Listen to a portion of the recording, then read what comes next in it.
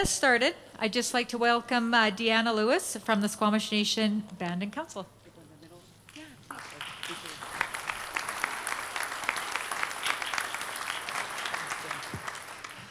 Osiam hot squile tanoya, Nethlin Cocklith Quashaman, Deanna Lewis Queen's Nas, Tanachinchla Chiachmas Ochomeo, Sanacho Chomeo, Skohomish Oath, Anwanoxtin Squala and Chenko Mantomi up, to Skackle to the top of your gym over there. Didn't know how to translate that. I just wanted to say good day to you all, and this is such an important evening that we're having today, and a most important topic. And I want to congratulate all the candidates for putting your name forward. So let's give them a hand.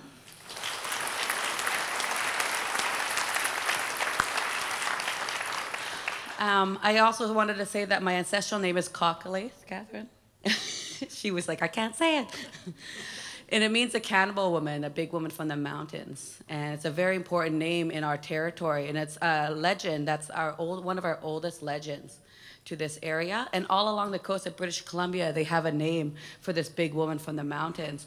And in their language, they have it. And I've heard many of them. But when I say I'm Cockalaith, they say, you're Squamish. And I said, yes. And it takes you back to your place and name. Everything's described in here. And so all the names around us have a name that describes them, and it's quite beautiful. We call it An Kelos, very beautiful. And so, of course, my English name is Deanna Lewis, and I'm from the Chiachmas village here in Squamish. Does everyone know where that is? Yeah, and it means a fishweir people.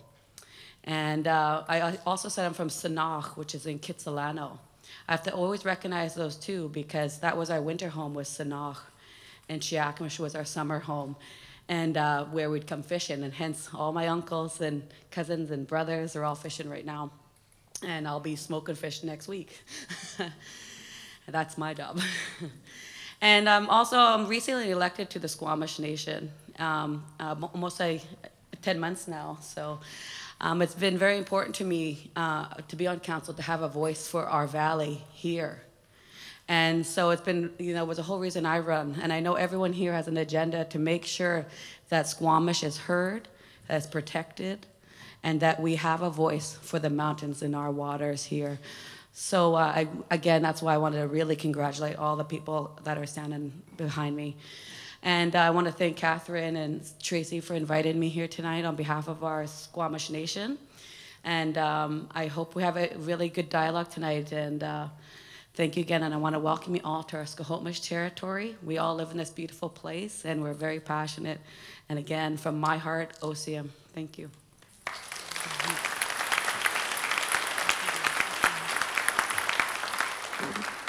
Thank you, Deanna. So for those that don't know, I'm Catherine Rockendale, and I am a facilitator, and I'm acting as a moderator for this evening. I want to thank also, Deanna thanked the candidates, and of course I would like to also thank them.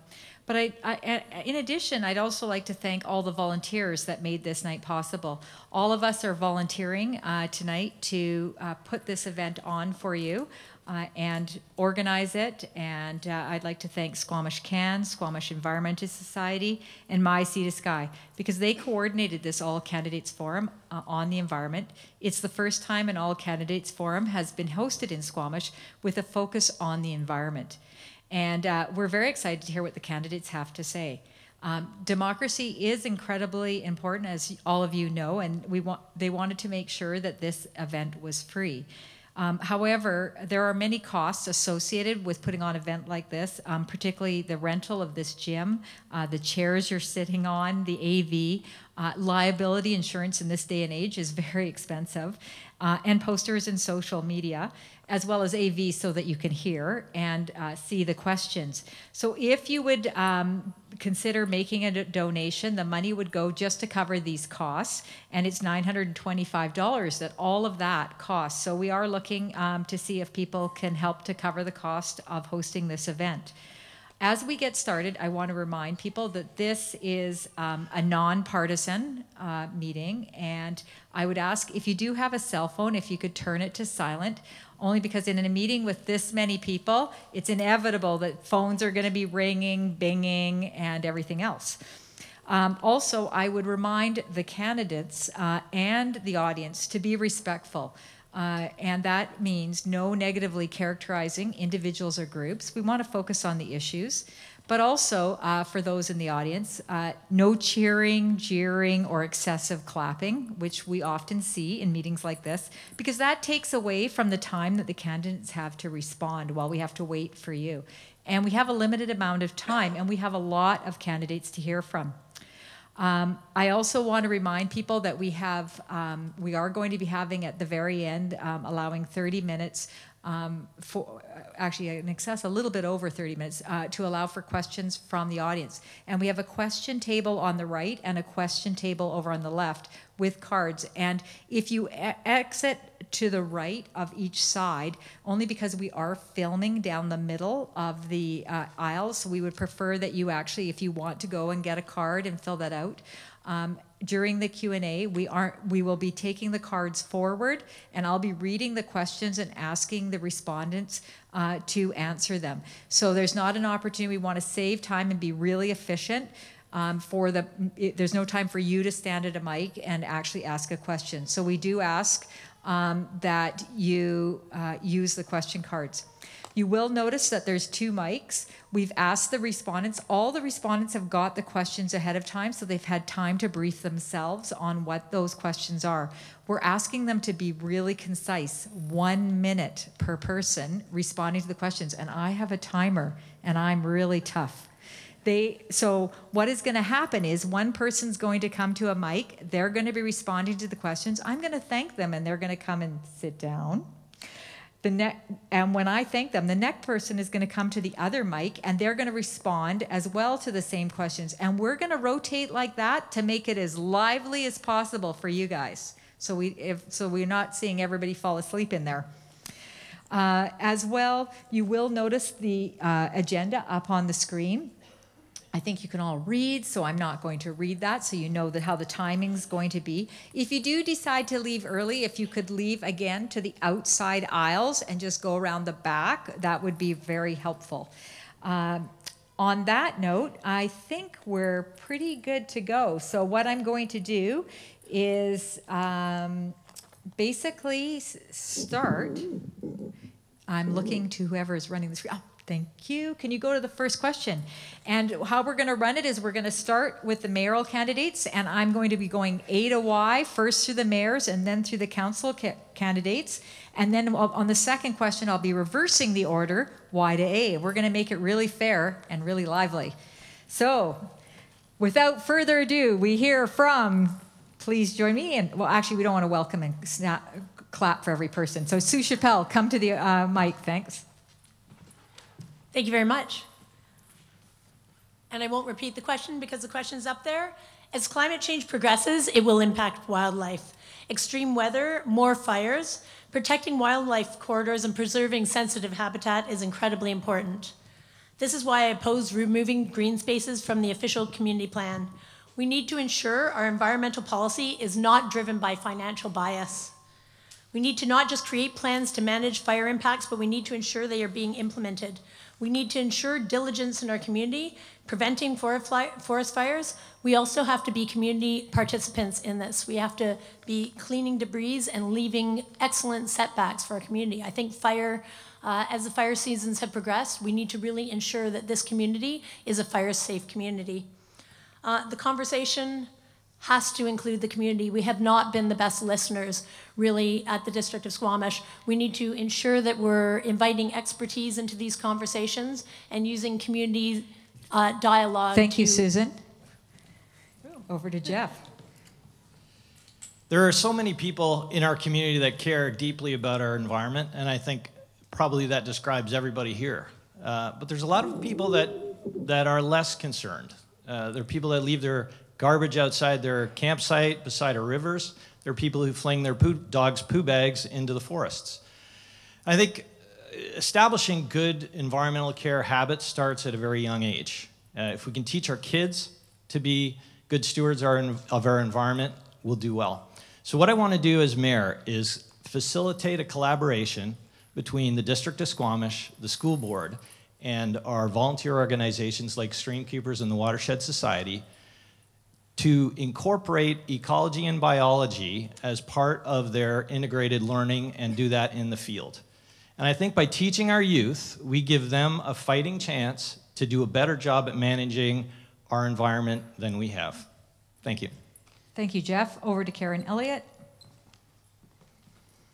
So we humans are the greatest threat to wildlife, ecosystems, and habitat, and we do that in 3 ways. The way we live, build, and recreate, our contribution to climate change, and finally the pollution we generate, because we still don't account for the way we build and produce things.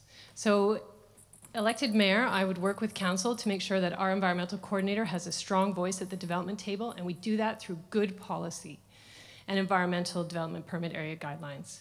I would make sure that we include our natural assets in our next our asset management plan. We encourage more citizen science so that we own our data about our air, water, and soil. I think we should continue with our water metering program. Water will be key. And we need to accelerate, where possible, our zero waste strategy and promote the circular economy. And finally, we have to be very careful on our analysis of large projects like Garibaldi at Squamish. They impact our community. Thank you, Karen. I'm going to hear from Paul Lally. Thank you to the event organizers, candidates, and Squamish Nation, OCM. The 3 greatest threats that I believe impact those 3 areas are spraying in industrial corridors, commuters, and sprawling development. How would we address it? If I become elected mayor, I'd work with CN to establish clear policies to address what type of pesticides they use, if any. With respect to commuters, we need more people working here, so less cars on the highway. So I'd establish an economic development committee to ensure we create more employment. And finally, we need to ensure we do more mapping and education in sensitive areas. Thank you. Thank you. Tess Lindsley.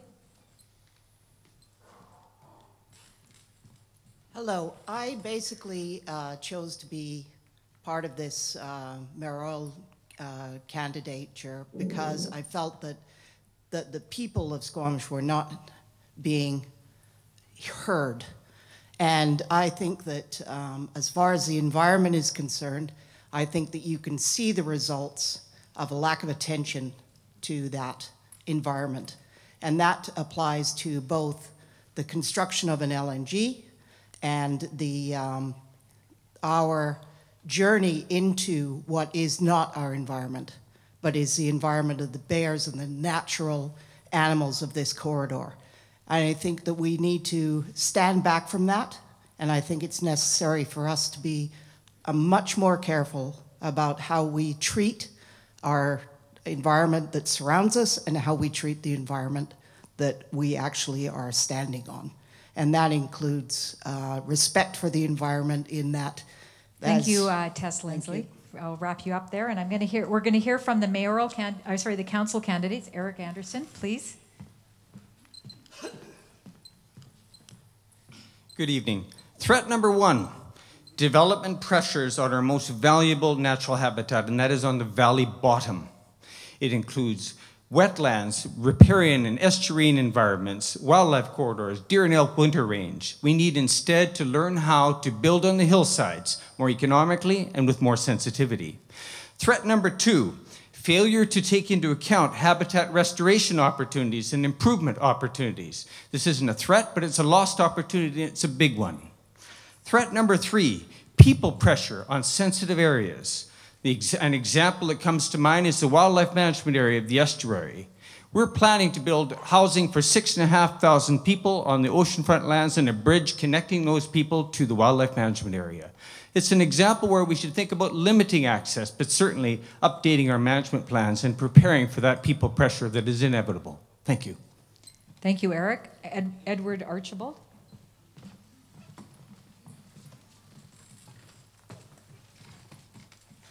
Good evening. The 3 threats that I see are development near and around our sensitive habitats with little repercussions to not following what bylaws we do have, as well as reduction in our riparian areas based on proposals being grandfathered from previous years. So support development of robust policies and bylaws with real impact if not followed, and not grandfather new applications for development because the standard has changed. Threat 2, managing impacts of tourism influx in our backcountry and what it does. Work with the province and neighbors to develop a backcountry use strategy along with look at stepped up enforcement within our municipal boundaries. And number 3 is the loss of the DFO office at the same time that wood fiber looks like it's going forward. I frankly have no answer to that. I'm dumbfounded by that decision, and we really need to work with our community, the stakeholders, the provincial and the federal government to come up with solutions on that. Thank you. Thank you. We're going to hear from Phil Odette. I have to say, they're doing a really good job of staying within 1 minute. Excellent. Hi, everyone. I see the 3 problems. The first is a lack of respect in education that we need to address. Unleashed dogs running around. These are things we can start with schools, get kids. I can't understand why people can throw garbage on the ground when there's garbage cans, personally. Stewardship. We need more than ever a cohesive council that can work together and can put aside their differences and get things done for the community. Third, too much too fast. We're trying to do 40 years of development, it feels like, in 10 years. Let's let the infrastructure catch up. Let's let people kind of get comfortable and maybe get ready for that, but not right away. It feels like it's too much. Thank you. Ron Baum. Geez, I wasn't nervous till I got up. But anyways, I think the major factors are greed and the fact that we're moving along too fast. And so we have to just put the brakes on, reevaluate where we want to spend our money, elect a council that's ecologically, and get some policies in place and get it done. Thank you. Paul Desange. Good evening. Lots of the issues that I see is that we could have smarter development or saying no to developments in certain areas of Squamish. Let's make sure that the natural habitats where wildlife breed and live stay natural. Another one is funding for growing municipalities essential for both education and enforcement of environmental issues. Also making sure that the developments that are permitted will follow strict guidelines when building in sensitive areas. The marshes, wetlands, and open spaces that we have today need to be preserved for the future. Thank you. Thank you. Sasha Fabry. Hi folks. 3 risks in my mind include human-wildlife interaction, our aging and crumbling infrastructure, which includes potential for human sewage and waste to enter into the waterways. On the human-wildlife interaction, that includes bears potentially getting euthanized because of people leaving their garbages out throughout the evening, as well as thirdly, our developments and their proximity to sensitive habitats without buffer zones properly in place, as well as wildlife corridors. There are easy ways to address these, which include proper bylaw enforcement as well as an action to make sure that garbages, for example, aren't left out overnight and are put out the first evening. Making sure that with all new developments, we have appropriate amenity contributions coming through to both fund and budget for all of the infrastructure needs that we do have, as well as when it comes to new constructions, making sure that we are consulting meaningfully with all stakeholder groups, and we are trusting in the science, trusting in the consultants who know where is safe to develop our new properties so that we're not interfering too much with our environment, our habitat, and our sensitive areas. Thank you so much. Thank you. John French. Okay, it's all being far too serious. Good evening. Thanks for joining us. And I just want to lighten it up. Okay, but this is a pretty important topic, so I definitely don't want to underplay how serious it is. The 3 greatest threats in my mind are human beings, us, and our pets. And then after that is just natural erosion and processes that are changing our landscape. So careful development planning is, of course, a good way to move us forward in making sure that our environmental health is preserved in Squamish. We need to continue with infill development in disturbed areas. That's been a good strategy that has served us well. Leash laws also need to be enforced, and I'm a strong advocate of a linear off-leash dog park. I think that would be really fun. Dog owners could bring their dogs to a place where they can run far and wide. It's well signed, it's fenced, so that everybody is aware of exactly what that area is.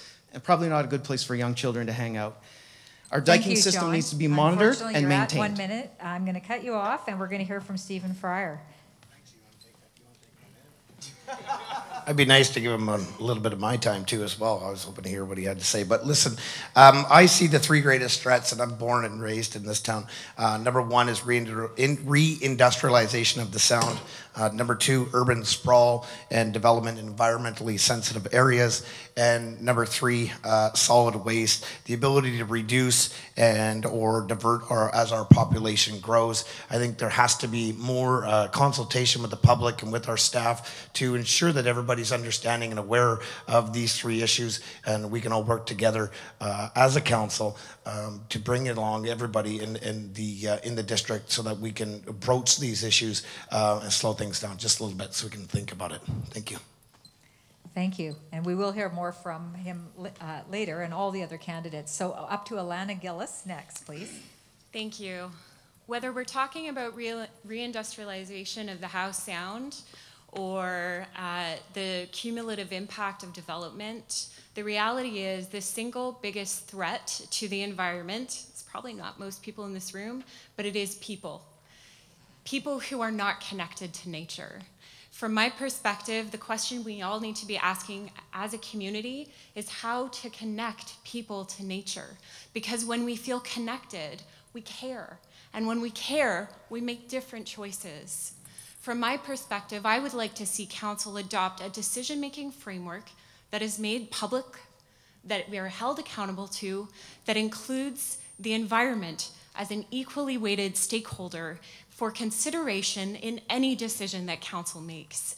It is really important that we begin to see the interconnection between our choices and our decisions, because any decision about the environment has an impact economically, culturally, and socially. Alana. Thank you. We're going to hear next from Rojana Hans. And if I get your name wrong, please just repeat it. We are the biggest threat to our ecosystem. Our actions directly affect our environmental stability. Whether we're developing housing, industry, it all has an effect on our wildlife, our habitat, and our overall ecosystem. We can combat this by building on existing environmental guidelines. I want to propose an action plan to be a greener city with tangible goals and implementation objectives over the next 5, 10, 20, 30 years, increasing our targets for more electric vehicle charging stations and implementing greener business practices such as limiting the use of single-use plastics.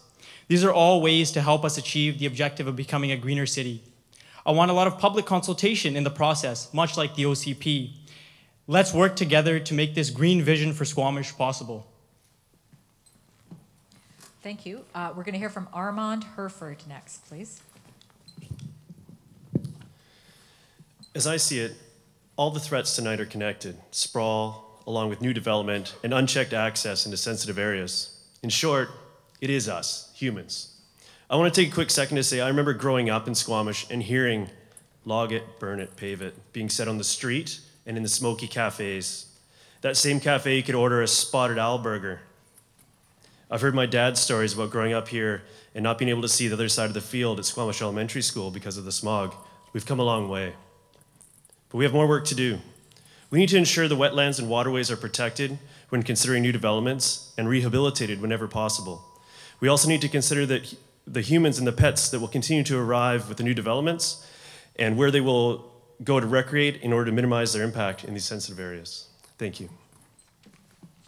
Thank you. Thank you. We're going to hear from Janice McLean next. Good evening. Welcome, OCM. I've heard it repeated, and I'm going to repeat it again. The greatest threat to our environment, our wildlife, and its habitat are us. And we really need to take the responsibility of taking action, and thank you. Taking action and being an agent for change, the agent for change for what we want to see in our community, what we want to see in our region, and what we want to see in our planet. So I really hope that all of you people here, it's just wonderful to see you all, that you take a closer look at what you're doing as well, so we can all be agents for change. Thank you. Thank you, Janice. Rick McKinney. I think overdevelopment in sensitive areas, forcing wildlife out of their habitat, and I plan to focus on densifying existing infrastructure and maximizing current spaces. I would also continue to support the growth management plan and only consider amazing opportunities for Squamish, such as Quest University. Air and water pollution is the second, and I would like to increase signage to ensure Squamish is an idle-free community. Better organic waste management measures to help reduce harmful greenhouse gases. And as well, community expansion and explosive population growth. And as I said, I would like to focus on densification in already existing areas. Thank you. Thank you. We're going to hear from Jackie Menzies. Good evening, Jackie Menezes. As everybody said, our biggest impact is our mere existence on this planet and here in Squamish. So I see our impacts through development, through a lack of affordable housing, so people are living in their cars in our sensitive areas, and of course climate change. So how do we solve this? We look at everything we do and everything we act on through the lens of how do we impact the environment, and two, how do we prevent that, or how do we mitigate that? How do we mitigate that at council? We look at it, every policy that we put through and every bylaw that we pass must be enforceable. Every policy that we make must be asked, how do we impact the environment and how do we mitigate it? Thank you. Thank you. We're going to hear from Lee O'Callaghan. It's a pretty easy one for me. For Garibaldi at Squamish, if I'm your counselor, I will vote against anything that moves that project forward. If I'm lucky enough to get on the SLRD board, I will vote against anything that would move that project forward. Wood fiber LNG, I would lobby against the cost-saving measures that are currently in place. I think this would have a twofold effect of protecting the environment and possibly making the project not economically viable. Thirdly, most importantly to me, the Mount Mulligan compressor station. It's my understanding that that's going to be 4 to 6, it's the equivalent of 4 to 6 747 jet engines running 24 hours a day, 1.8 kilometers away from Valleycliff. 100%, anything I can do to vote against that, as well as if I can get on the SLRD against that, even just as a good human, let alone your counselor. Thank you. Thank you.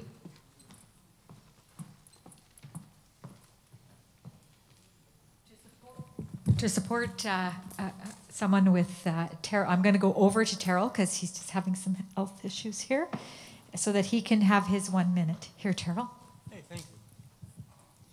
It can all fall underneath the heading of climate change, formerly known as global warming. Now, if you believe it is real, what role, or on the other hand, if you believe it's fake news, what role would local governments have? Well, basically, very little. Basically, this is mainly an issue for the senior governments, preferably the federal government, which election will be coming up next year. And you should take your concerns about global warming, carbon recapture, and all this other stuff, which has a far greater effect than anything the local government is going to do. Bianca, you have to come with me. I know that Bianca can make it here. So I'm over here, right? Yes, please. Hello, good evening, and thank you for your time. I read that question and I translate it a little differently. I do agree with a lot of the people on the panel. It is definitely people, the threat to this community. And why do I feel that way? That's because, like Alana pointed out, you have to become part of the environment that you live in to kind of become more educated on it. I am a spithead, which means that I spend a lot of time in the Squamish estuary, and it's absolutely disgusting how unmanaged it is right now. There is excrement on the ground, and it's not from dogs sometimes. So there's also people dumping their waste into the river. I know my time is going to run out quickly, but I'm very passionate about this.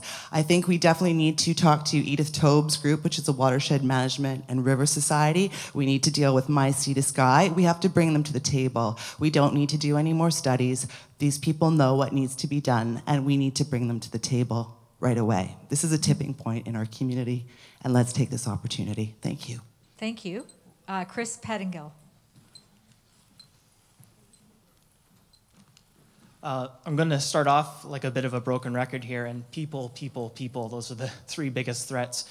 There are a number of things that we can do, though. I think at the base of it is being clear on what we need versus what we want, really paying attention to our children and our grandchildren. I think a key way we can do that is through a well-researched natural asset inventory, so we understand the economic value and not just the aesthetic value of the nature around us. It is at the base of our economy. It helps us have clean water.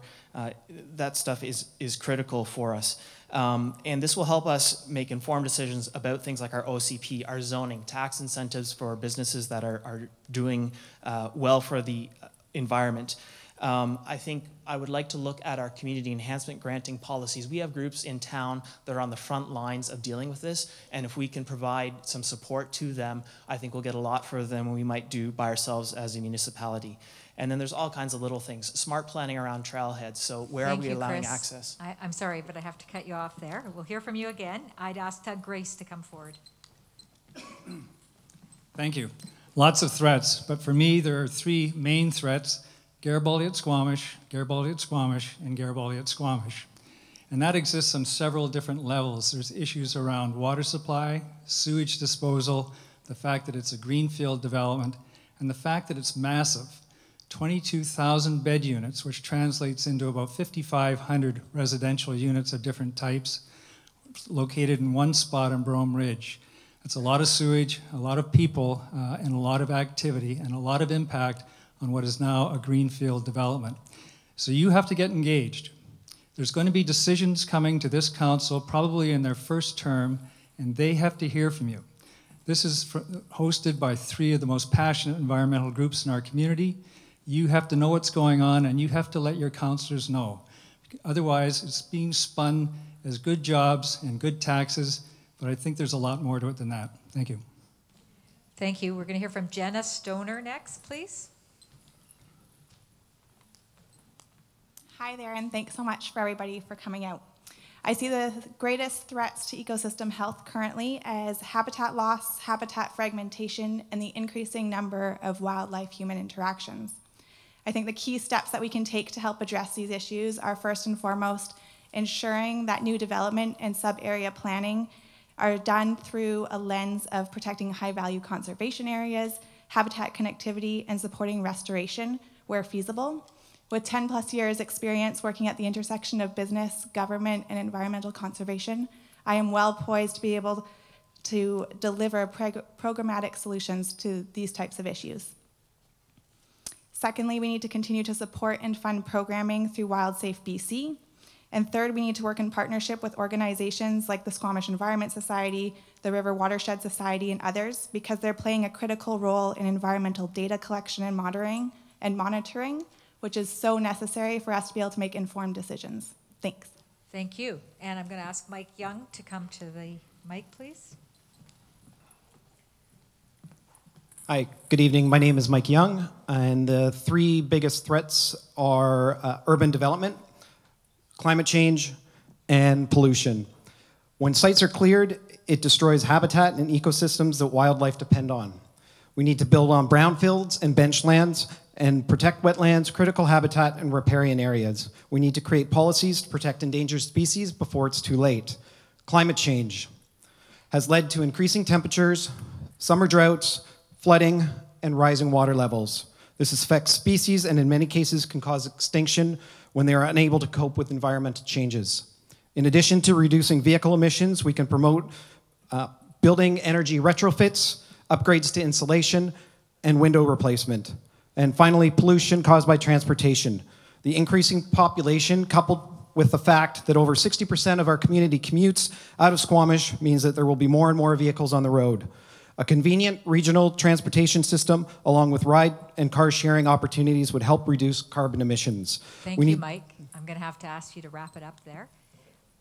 Thank you. All the candidates are going to have an opportunity to answer more questions, and we're going to have the Q&A.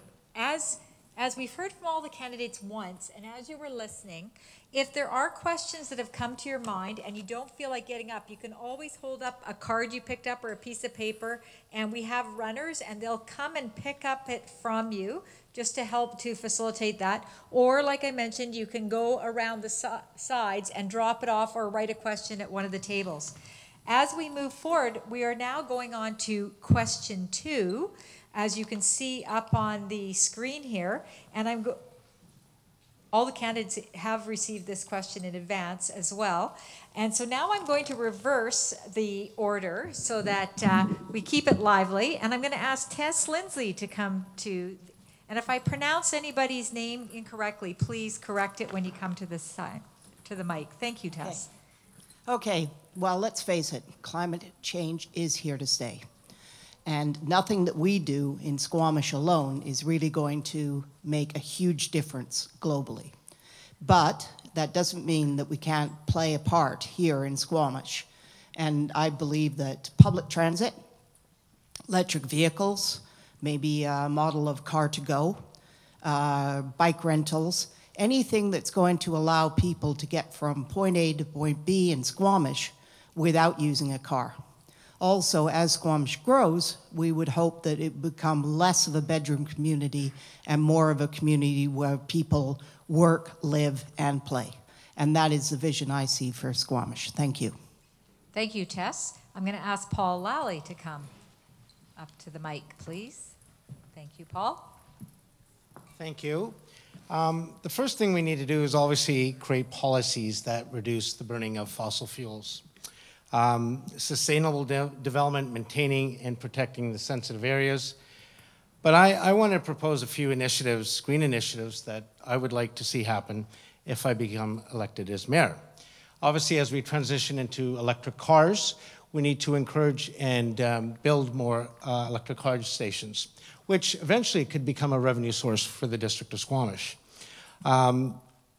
We also need to encourage the use of more solar energy, which I believe is really important. Passive housing is becoming a big thing now.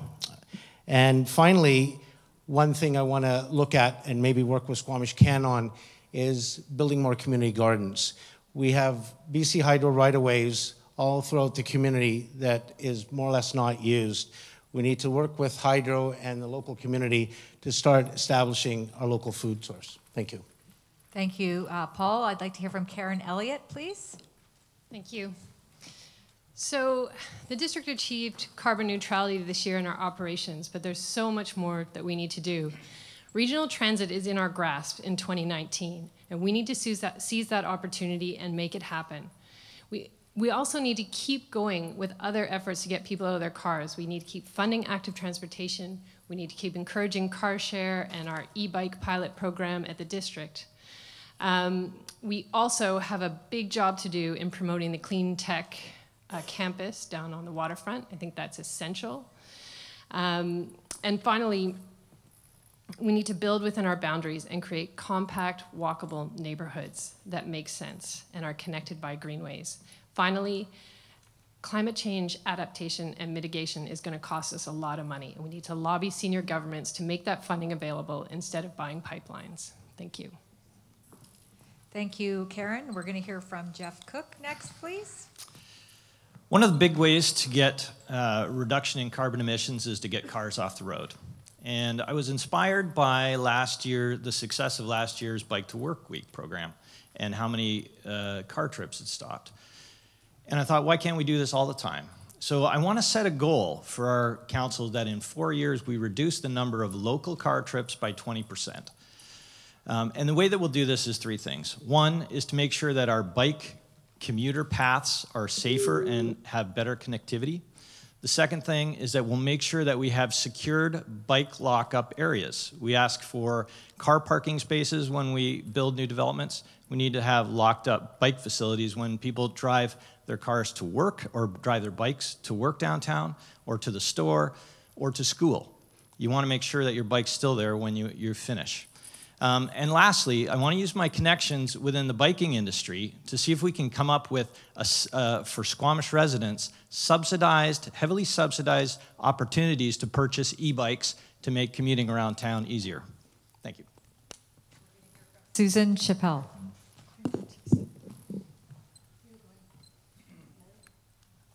I think there's something wrong with the mics. Okay, you're good, Brian? Thank you. I'm going to restart you, Susan. Perfect. I'm going to talk about what I have done to mitigate climate in our district. The climate adaptation plan was put forward that is a partnership with Quest University. I put forward that plan that Squamish actually work on having an adaptation plan instead of just a mitigation plan. I put forward that we have electric car charging stations. That electric car charging station outside the front of Municipal Hall is because of a grant that I brought to the district. I have increased the policy for electric car vehicles from 20% to 100% in all new developments. I live my values. I live tiny. I ride my bike to all my meetings and to my work. I don't live in sprawl.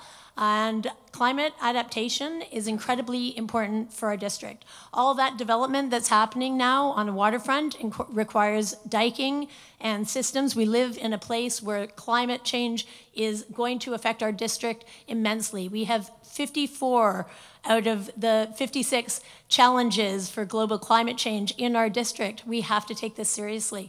And having policy in place so that we can actually start adapting and putting money and funding towards adaptation with all levels of government takes partnerships. And I am incredibly good at creating those partnerships. Thank you. So now we're going to hear from the council candidates, and we're starting with Mike Young. Please come to the mic. Mike? Sorry, that was a really bad pun, but I couldn't help it. We can improve buildings' energy use by encouraging lighting and construction retrofits, offer incentives to developers who prioritize green building practices and high-efficiency buildings, continue to improve on the low-emissions fleet strategy, implement additional green transit strategies, including bus improvements and regional transportation development, continue with Squamish's active transportation plan by improving sidewalks, pathways, lighting, and neighborhood connectivity. Encourage more electric vehicle use by having new developments install on-site charging stations and conduit for level 2 charging outlets in garages. Require gas stations to install charging stations as part of renovations. Thank you. Thank you, Mike. And we're going to be moving to Jenna Stoner. And just before you start talking, Jen, I just want to thank those who have donated. We've raised $145 to support our cause tonight, so thank you. Over to you, Jenna. Everybody. Nice work. All right, some local actions that we can take to reduce greenhouse gas emissions. First and foremost, we need to prioritize the completion of a community energy and emissions plan. This would evaluate our existing energy use and consumption and deliver context-appropriate steps to reducing emissions, improving efficiency, and increasing local renewable energy supply. Vehicle transportation is the single biggest contributor to greenhouse gas emissions right now. So we need to get people out of their cars, and we need to reduce the number of single occupancy vehicle trips that we have. We can do this by providing reliable and accessible transportation alternatives, such as regional transportation, active transportation networks, innovative alternatives like car shares, ride sharing. Third, we need to keep investigating the feasibility of developing a community energy system where energy sources and distribution networks are shared between various members of a neighborhood and at least part of the energy is generated locally. Fourth and foremost, we have to implement our zero waste bylaw. Thank you very much. Thank you, Jenna. We're going to hear from Doug Race.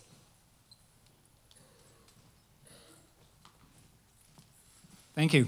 Well, as you heard at the district level, we have actually achieved carbon neutrality, and that's a result of efforts by staff particularly, and a culture created by councils for staff to always consider carbon neutrality and carbon emissions and carbon savings anytime we're doing anything new, and now we've got to a point. But for me, this question really is to a bigger level. This is how we build our communities and how we build our cities that is really going to start making a difference. And you've heard some of the things, but it's all of them together. It's walkability, it's neighborhood hubs, so you don't have to go all the way downtown for some of the miscellaneous items that we might need during the day. It's the electric charging stations that we put into the new developments now. And some of them will be active, and some of them will be roughed in as demand requires, makes them easier to put in. So it's all of those things. You really can't separate them. Transit is obviously a key thing, but transit is difficult right now because we're kind of spread out. So part of that is densifying our community and shortening the distances and making it work for transit so we have critical mass.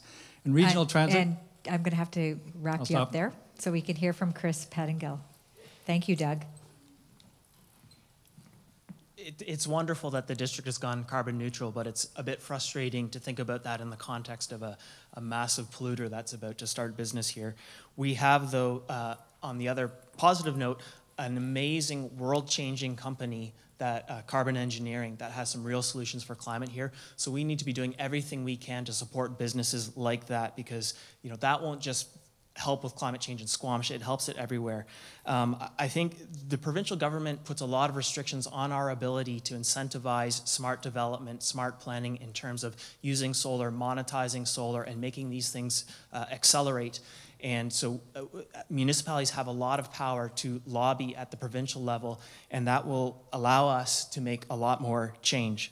I think walkability, infill development, those things, they help with public transit, they make that easier, and then we're reducing emissions. And I think I'll leave it there. Okay, thank you, Chris. We're going to hear from Bianca Peters next, please.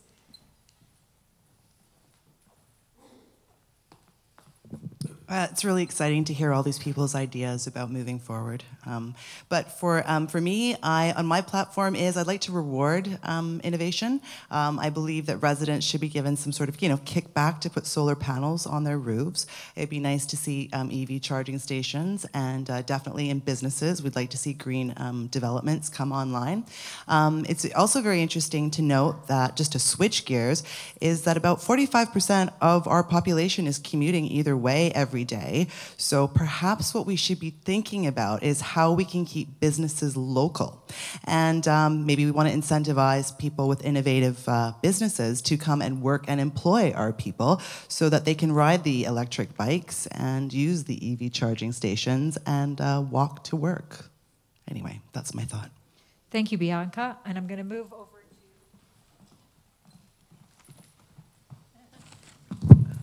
over to Terrell. Coming over this way. Here you go, Terrell. Thank you. It's folly to think that pedaling an e-bike is all of a sudden going to solve all the town's problems. There's only one way to do it, and the population is not ready for that. And that is to curb or put a cap on bed units. It's pointless to think that you're going to solve the problems by these small measures when you want to double the population. It just isn't going to work. Thank you, Terrell. I'm just going to move this back, and I'm going to encourage Kevin Jewell to join us. He was unfortunately delayed on the highway due to the accident, and he's with us now, so he will be coming in to speak.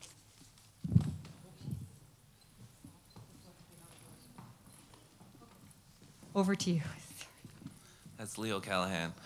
I'm just going to take this chance to repeat myself, basically. The Mount Mulligan, if it can't, the compressor station, if that can't be moved, if we can't make that happen, we have to, at the very least, get it to be run by electricity, not natural gas.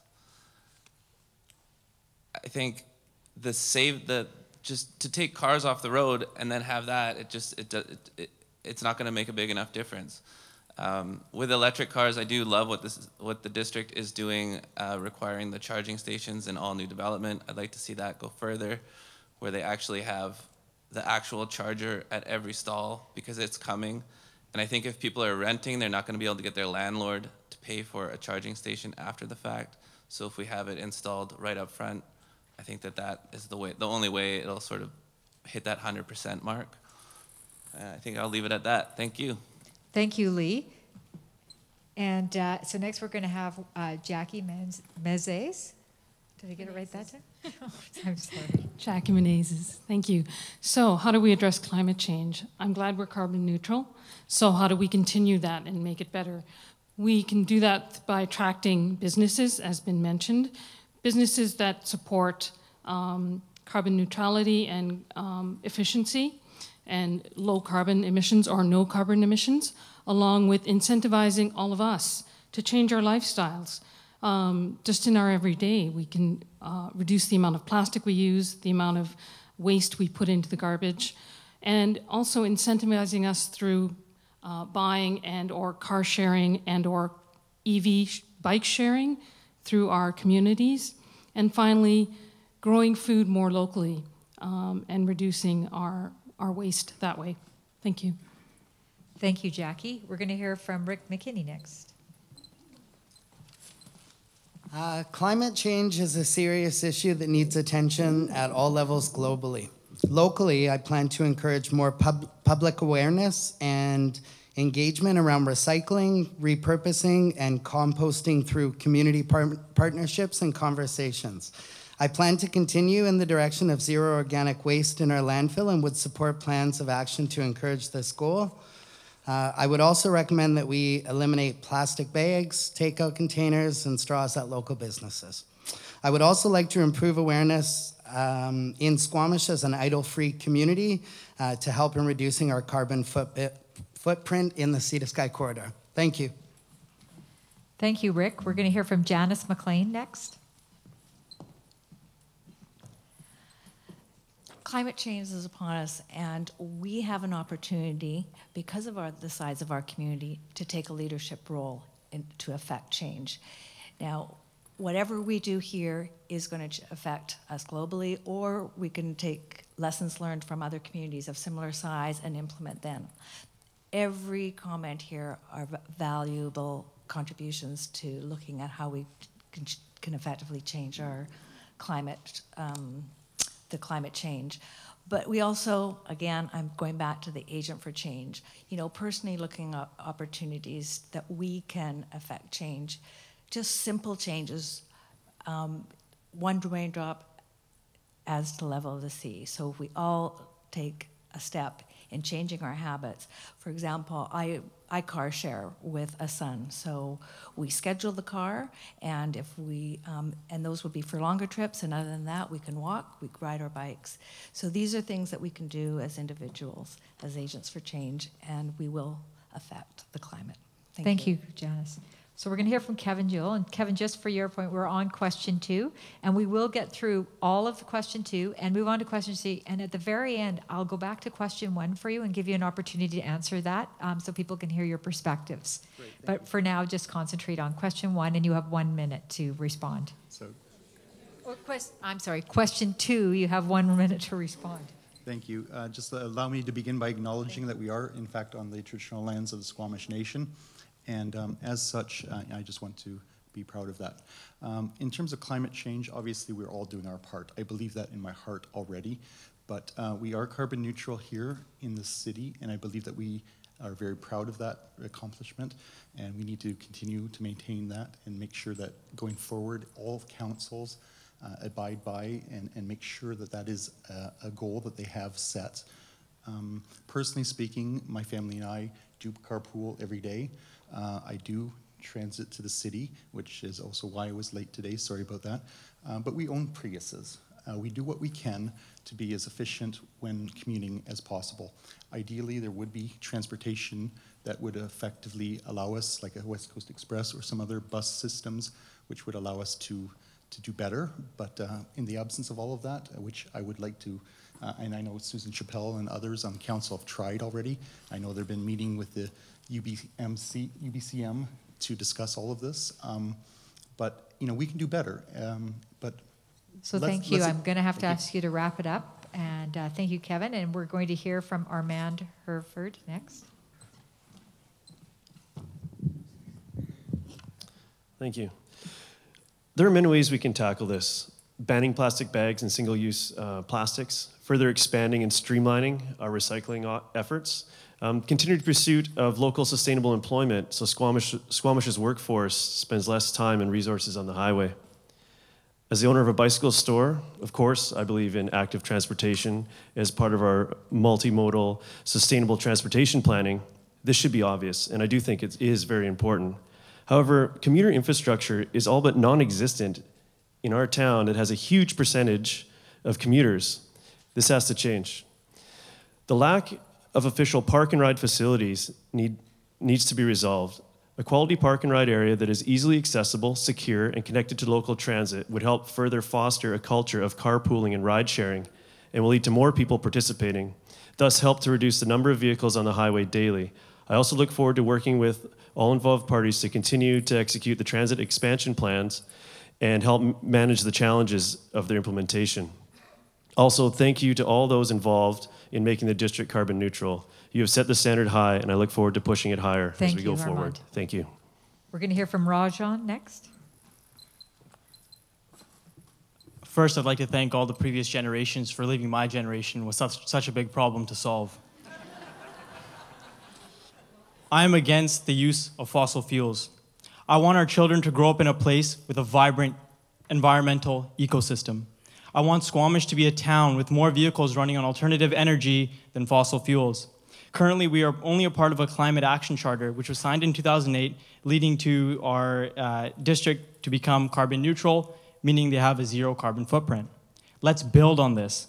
A major part of our potential green action plan should be to reduce carbon emissions by implementing greener building practices, giving us low energy consuming buildings, and incentivizing the use of alternative energy in all areas of business, industry, and residents. We can do more to protect our environment.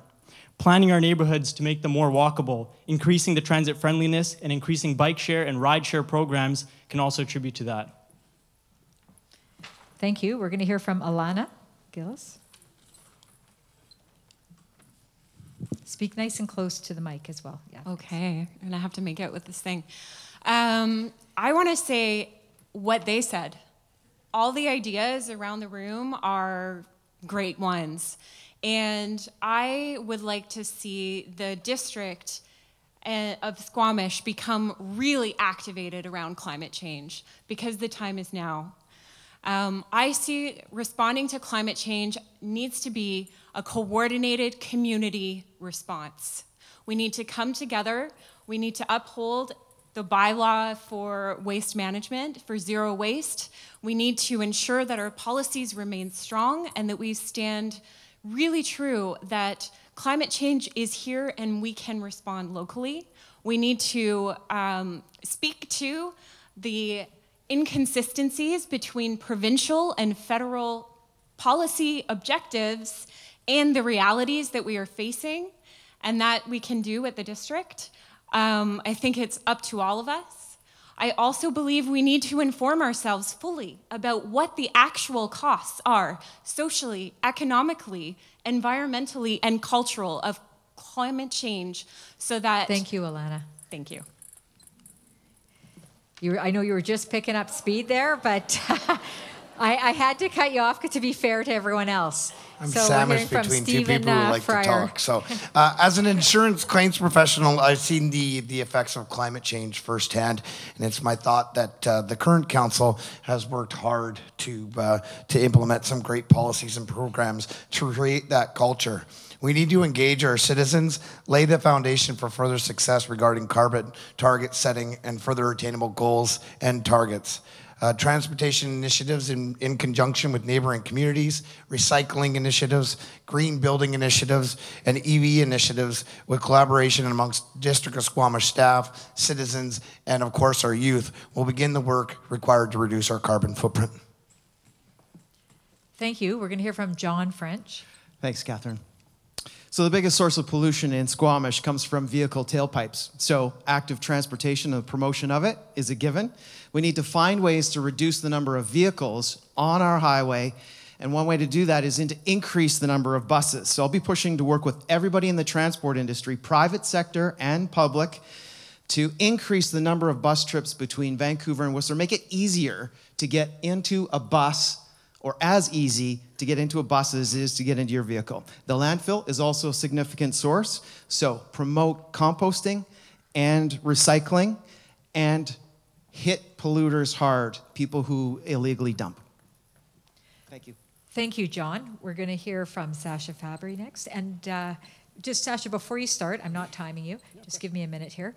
I would encourage, I just asked some of the organizers, because there's a lot of really good comments and you may have questions and it may be hard for you to remember them. And I've asked them to just walk with a pen and the cards up and down the aisles so that if you want one, just flag them down and they can pass it along so we can get your questions for the end when we do the Q&A from the audience. So just wanted to let you know that they're coming and you'll see them come towards you, and just flag them down and you can write their question. Okay. Thank you for being so patient, Sasha. Over to you. What they said.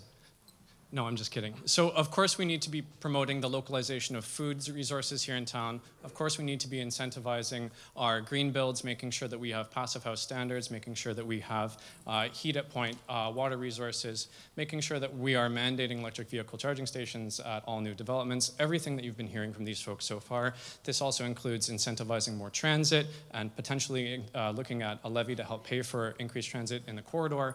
But more importantly than that, too, I think that a good councillor is someone who understands really how to get these initiatives into a strategic plan within the first few months, and then also knows how to make sure that we're budgeting accordingly for that. So we're reviewing that strategic plan quarterly or annually and making sure that we are holding ourselves accountable and letting you folks hold us accountable to the things we're doing for you folks. And again, none of what I'm saying here hasn't been repeated by everyone else. It's just the process that I think is the most important in how we do these things. Thank you. Thank you, Sasha. So we're going to hear from Paul Desange next, please. I think as we've overdeveloped everywhere here, we need to be building more energy efficient homes and different features in new houses or renos and stuff like that. That's a big consumption, reducing open house greenhouses and shrink the house carbon footprints. Like everybody else said, encouraging people to bike share, ride share. Regional transit, we have to make sure that the local buses are running maybe faster or more, get more on the road. Education is a big one that we need to get out to the public about climate change and see how everybody can make a difference in that. I just had a nice little quick fact here. Just lowering your temperature or keeping your house at 2 degrees lower can save about 2,000 pounds of carbon dioxide emissions each year. If everybody just makes a difference, it'll be a big difference. Thank you. Thank you, Paul. We're going to hear from Ron Baum next, please. Well, we just heard all of the problems, all of the solutions, and with every election, we get to talk, but we got to make, you know, we can't be putting it on the back burner. So you need somebody there that's going to make sure that all of these things are on the front burner, and we do something about it. You know, like, you know, we don't need any more studies. We don't need any more consultants. We just need action to get it done. Thank you. Thank you, Ron. We're going to hear from Phil Odette. Hi again. I can't agree more. The problem is that we've got a lot of vehicles on the road, and we're going to be seeing a lot more in the coming years with the development. So we've got to incentivize more busing, try to get that TransLink going. 2019 would be amazing if we could get that done. As far as I'm concerned, we're already paying the 10-cent TransLink tax here anyways. I don't know why no one talks about that.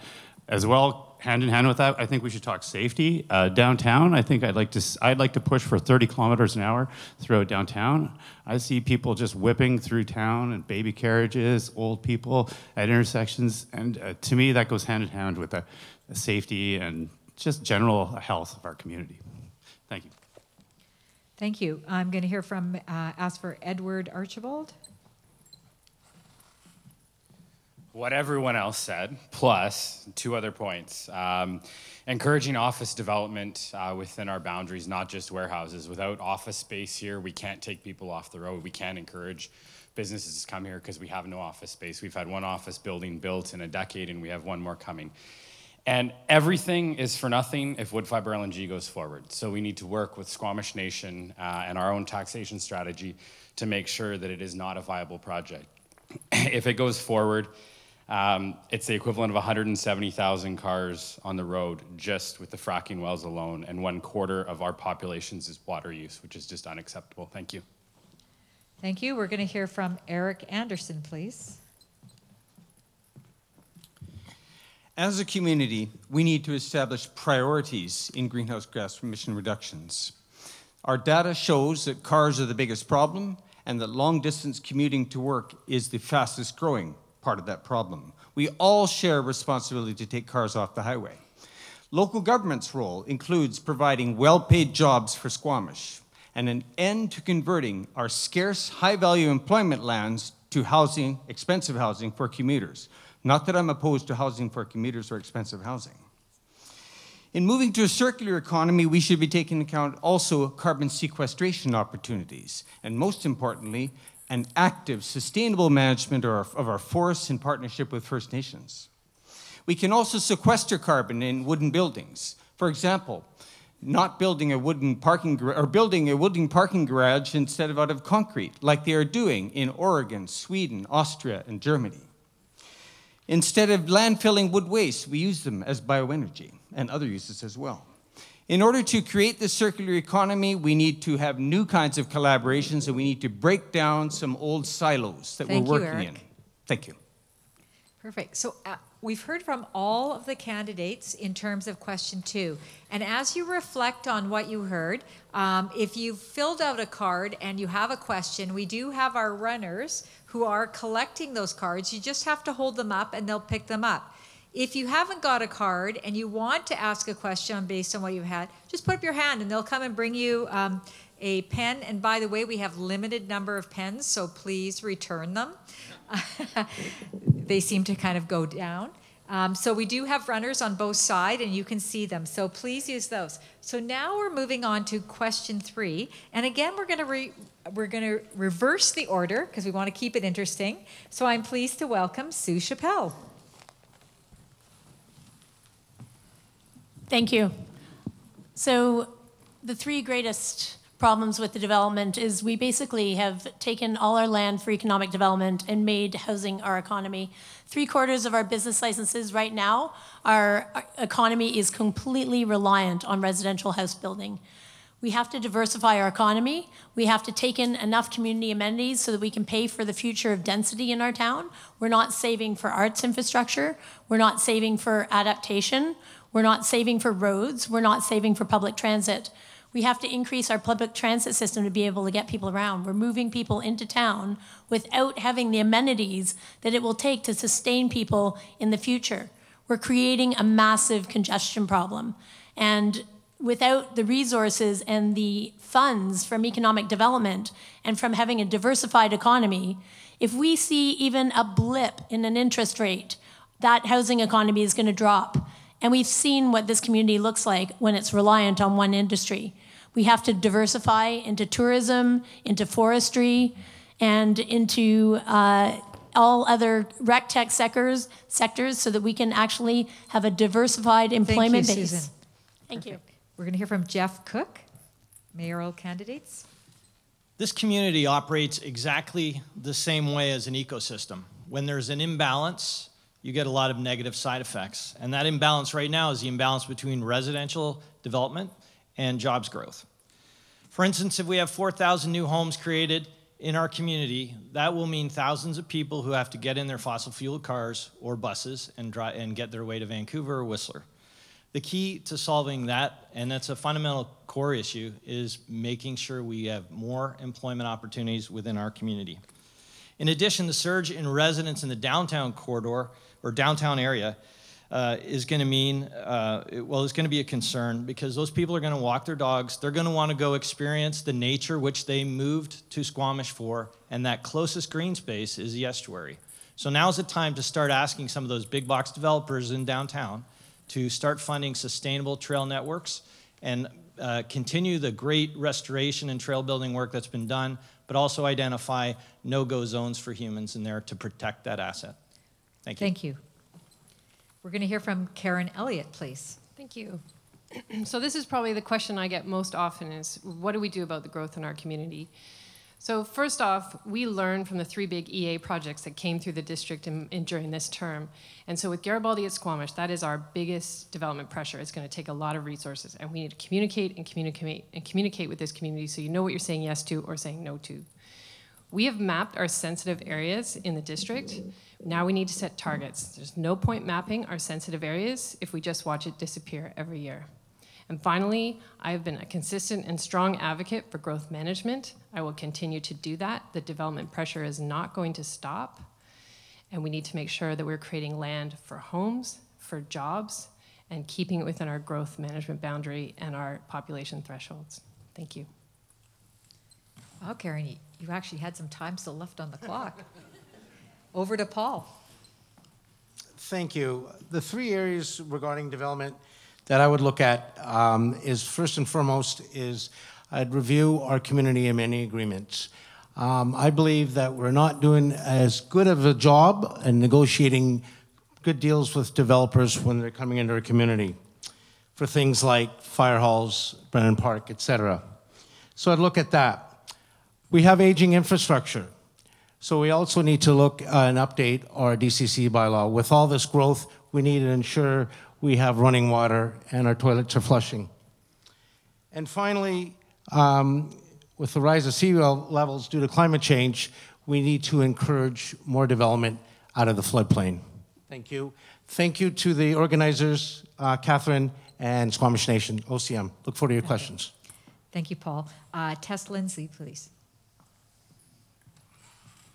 Okay, I just have a question for you. Show of hands, who thinks Squamish has grown too fast? I think most people in this room feel the same way I do, that the development has gone crazy, that the permits are being given to anybody that asks without any restrictions. Rather than getting into specifics, I think that for me, I would like to see the issuing of development permits to be slowed down, virtually stopped. We have huge infrastructure problems, the one being the waste management. Now, I know that they have done a plan, but it's going to cost a lot of money. And that is simply because we have allowed too many people to move in, too much development to happen before we close the gate. We allowed the horse to bolt. Now, it's got to slow down, and we need to address that as a major issue. I think it's one of the biggest questions is waste management and water management and how we can protect the environment while still maintaining these services. We're going to hear from the councillor candidates now, starting with Eric Anderson.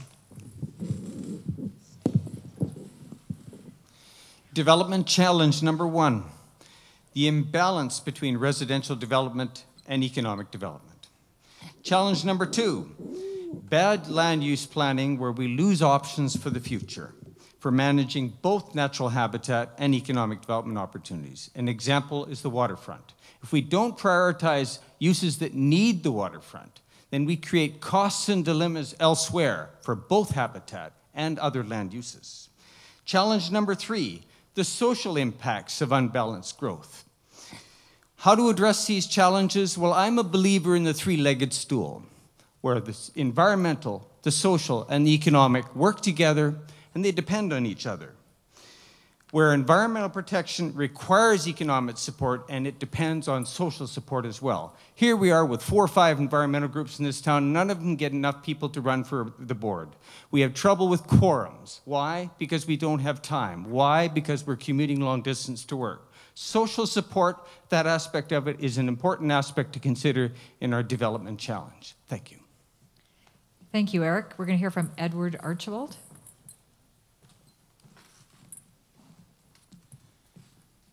A few points on this.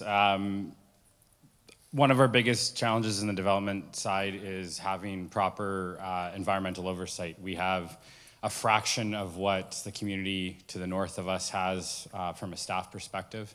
And as a result of that, in my mind, and what I see out there is we have developments that do things that they shouldn't, and then there is very little ability for us to enforce repercussions. So buoying up our policies and bylaw enforcement and giving our staff the tools to enforce that. Looking at partnerships to showcase green and sustainable development through, Eric actually touched on the last question, through cross-laminated timber, construction of parkades, et cetera, as well as working to overhaul our CAC policies so that we can actually have the money to increase and build our infrastructure to where our community is at today. Thank you. Thank you. We're going to hear from Phil Odette. Hi again. 3 challenges that I see. The number one, topographical challenges. Things such as pumping water uphill. You can ask Quest about how that works out, and maybe how we're going to do that with the gas, if that does come up. Could be a challenge if the Chikai fan as well. I don't know if that's going to be enough of a barrier for the amount of development they're talking. Too much, too fast again. Lack of thorough and thoughtful consultation. I'd like to just put forward the gondola as an example of the template for what I'd like to see for development. When they came forward, they consulted with every group they could find, every individual that might have a problem, and they had a lot of hurdles, and they went through them systematically, and they have actually a very successful business that's an asset to our community, and leave it at that. Thanks, guys. Thank you. I'm going to hear from Ron Baum, please. Well, I guess it's time for us to let the developers know what we want and have them tailor it to what the community needs to balance the development's problems. And the cost development charges got to be spent in viable ways to, for the, well, I like to see like wildlife corridors. I thought there was wildlife corridors because I seen the wildlife go there. So then we're working, and then the trees are cut down, and that's that. There's a lot of work to do, and we all know what the problems are. Just got to get to it and get it done. Thanks. Bye. Thank you. We're going to hear from Paul Desange, please. A lot of the people I talked to recently, no one's really talked about it. Parking downtown. I don't know. I live downtown, so you go down there, and I can't even park in front of my own house because there's people parking there that are working in the downtown core. And all the buildings that we're going to put in down at the end now at Nexon Lands, people parking down there, parking in front of the brew pub, all the buildings that are going up there. We need to figure out something. That's one of the big things.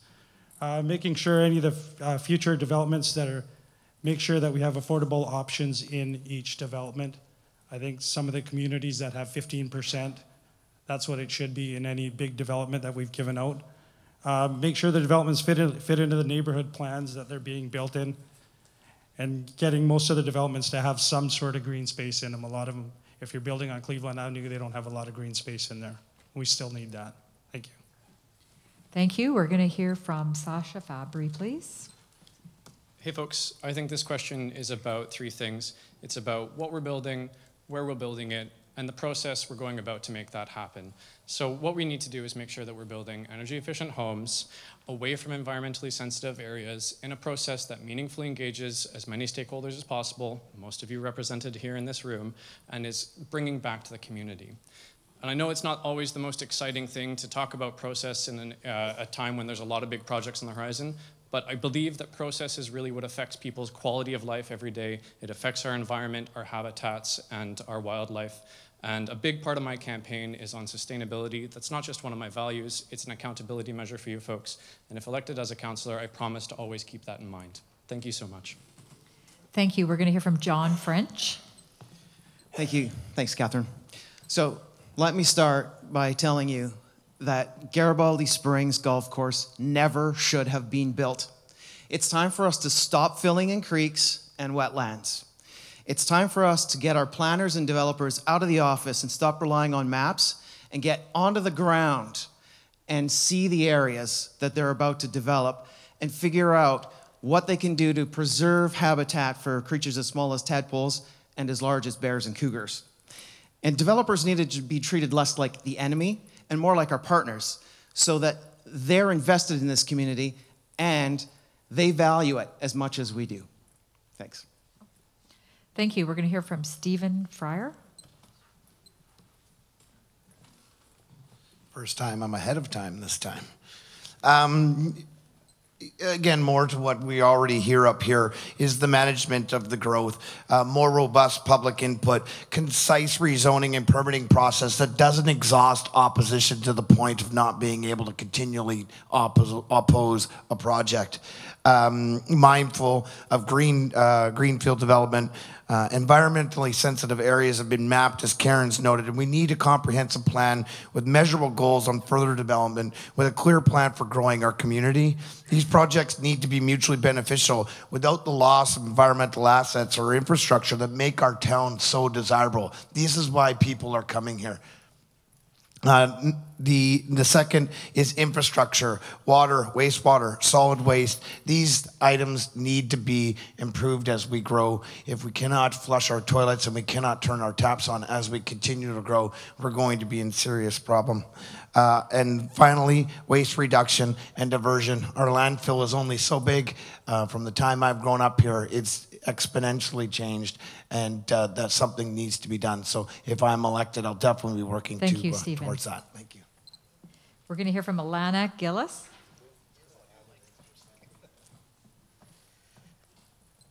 The impact of development is what motivated me to come and stand here before all of you today. It's why I'm here. I believe the three major impacts are the threat of urban sprawl, the habitat loss that comes as a result of development, and also human-wildlife interactions and the risk that that is posing to wildlife. From my point of view, what council needs to do is rely on the strength of the existing OCP and the growth management boundary. We must adhere to that and the policies that are in place already and move to strengthen it if we can. Any amendments to the OCP must consider the original intent that was behind that document. And if there are changes, we must make sure that they don't undermine the strength of it. We need a clear vision as a community as to what kind of community we want to be. This is going to require community involvement in all the development process. Where there are developments that come forward, like I'm going to say it, the GIS, Garibaldi at Springs, we need the community to be involved because council's decisions are only as good as the people who are at the table raising their voices about what is important. Thank you. We're going to hear from Rajan Hans. I'm going to save everyone's ears and not repeat what everyone just said. But I will say that development must be strategic. Once we say yes, there's no going back. Some of the greatest challenges to development is simply placement. Neighborhood planning is essential. I'm an advocate of NCPs, which are neighborhood concept plans. Essentially, they give us a bird's eye view of the entire neighborhood, what will be developed, where greater density will be, and how they will be connected. So far, we have only the broad OCP as a guideline. We need supplemental plans like NCPs to help us guide when we're bombarded by developments. Key aspects of NCPs are transit friendliness, sidewalks, walkability, neighborhood parks, and as well, trail connectivity. All of these aspects will contribute to a greener Squamish. Thank you. We're going to hear from Armand Herford. We're a community under pressure. We have some of the wealthiest neighbors in the country to the north and south of us, and we still have that small mountain town vibe. We're understandably a very desirable place for young families because of our access to outdoor rec and our slightly lower real estate prices, and the list is endless, really. That, of course, sounds a bell, and in every development company office that holds land in Squamish, and applications to develop the land pour in. On one hand, we do need the new units to meet the growth demands and to increase access to affordable housing. On the other hand, if we were to step aside and improve all the plans, we would end up with rampant sprawl, loss of green space, overloaded utilities and infrastructure, and well thought out policies like the OCP and our zoning bylaws laid to waste. Instead, it should be known that without extraordinary benefit, truly extraordinary benefit to the community as a whole, Squamish sticks to its plan. As much as the OCP is a living document and can be amended, it has happened so frequently that it is almost disregarded by many applicants. So Armand, I'm going to have to ask you to wrap up. this has to change. Thank you, bye. Beautiful, nice transition. Kevin Jewell, please. So quite obviously we can do better. Previous councils have tried, but unfortunately failed in this respect, I believe. So obviously growth is part of this community and it always will be, but it has to be managed and maintained in a way that is environmentally respectful. And if we can't do that, then we're really letting our generations down, because it isn't about us here today, it's about how we grow this community, how we build and prioritize Squamish for future generations. And what we really need to see is a council that's transparent, energetic, believes in what the OCP that they've already developed without, again, modifying it substantially, and being able to just build this community stronger. Thank you. Thank you. We're going to hear from Janice McLean, please. I concur with every candidate that's here. We need a strong vision of where we want Squamish to be in the future. We need to work towards that together, collaboratively with all partners and stakeholders, and we need checks and balances. I really believe that we, in our vision, when we have protocols that we can check as these developers come in, yes, you're contributing to amenities, yes, you're contributing to enhancing our roadways and our walkways. We need to establish these and be really strong and directive when we are talking to these developers. When we talk about growth management, we have a plan, but we need to stick to that plan, and we need to protect our asset, and our asset is Squamish. All the reasons that we live here, all the reasons that we've moved here, and the new residents that are moving here. If we don't have this asset, we will not have, and it's covered by development, then nobody will want to live here anymore. Thank you. Thank you. We're going to hear from Rick McKinney, please. Hi again. I see rapid population growth and expansion as one of the 3 challenges, and I would focus on expanding within existing infrastructure to help limit impacts on wildlife. I also see sensitive ecosystems and habitat, and again would focus on expanding within existing infrastructure. Affordable housing. I also see and would like to create community conversations about progressive cooperative housing developments that would allow residents to buy in Squamish's hot real estate market in a way that's affordable, accessible, and offers return that renters never see. Thanks very much.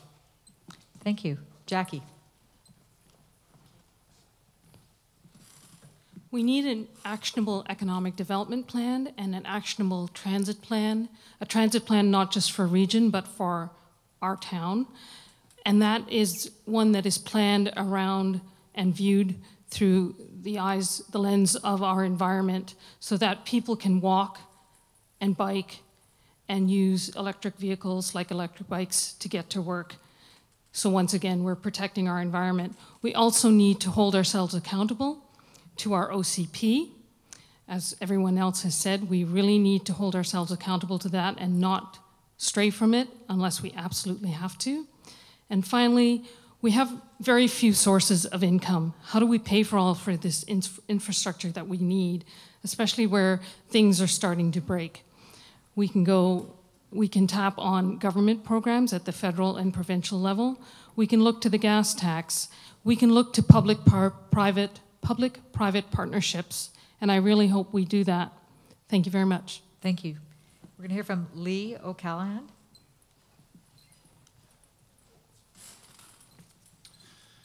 It's my understanding that if a developer comes in and they follow the OCP and they meet all the bylaws, that development can go through.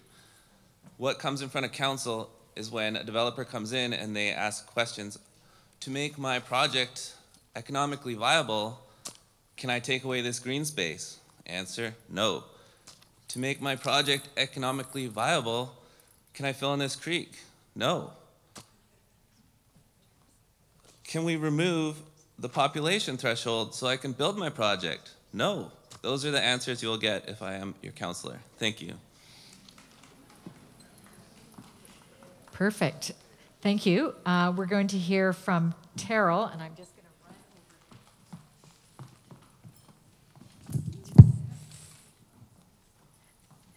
some people are running way ahead of themselves here. Okay. Squamish has always been seen as a place to exploit. From the very beginning, the fur traders. But it's only been the last 3/4 of a century that man has developed enough to really do real harm. Currently, the development interests see Squamish for cheap housing, especially multifamily housing. The past term of this council, which is 4 years versus the previous 3 years, have seen we gone from the outdoor capital of Canada to the condo capital of Canada with bunk beds.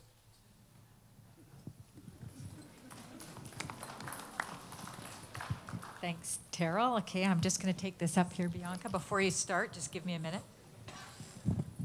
Can I start now? Can I please? I'm Okay, just joking. start. I'm just joking. Don't start timing me. Tell me when. You can start.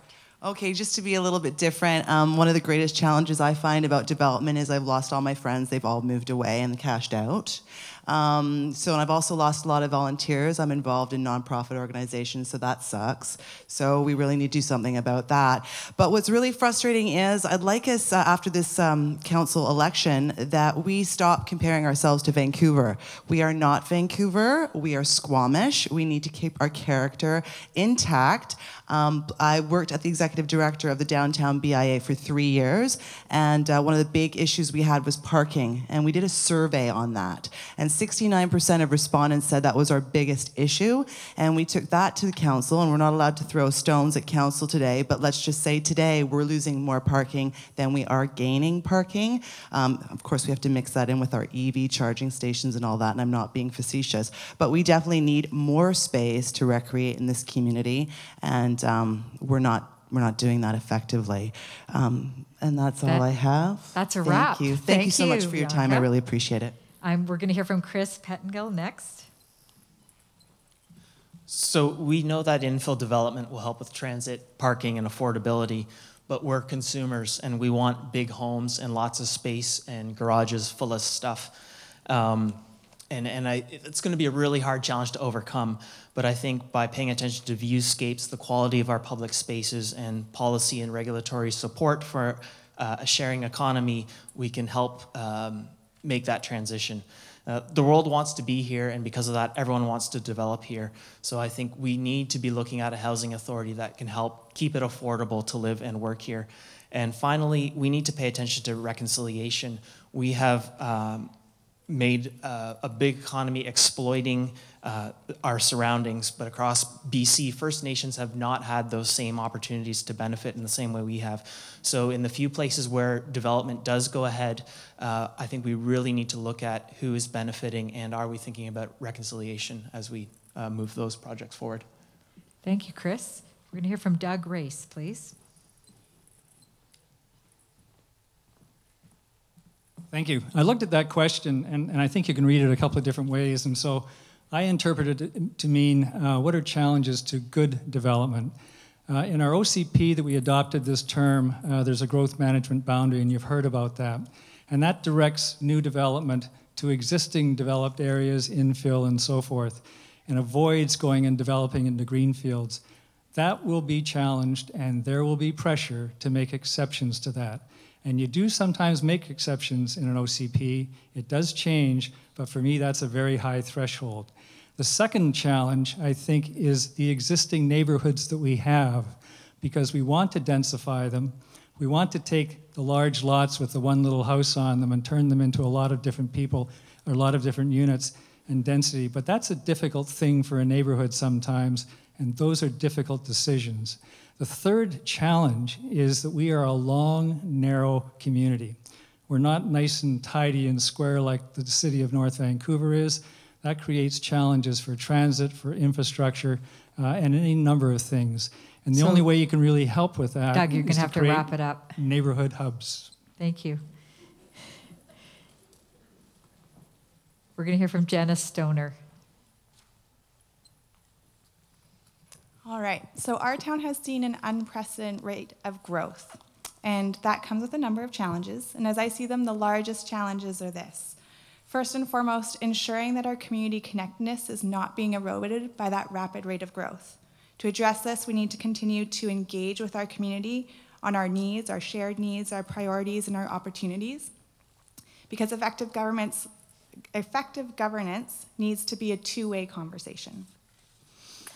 The second challenge is that there are substantially more people using the same amount of space. Much of our infrastructure is operating at or beyond capacity, and we need to ensure that we continue to follow smart growth principles of compact land use planning so that we make efficient use of our existing capacity. The third challenge is livability. It's expensive to live here. We need to expedite development of affordable housing that includes purpose-built rentals and multifamily dwellings. We need reliable, affordable transit options, and we need to diversify our economy so that people can live and work here. Thank you. We're going to hear from Mike Young, please.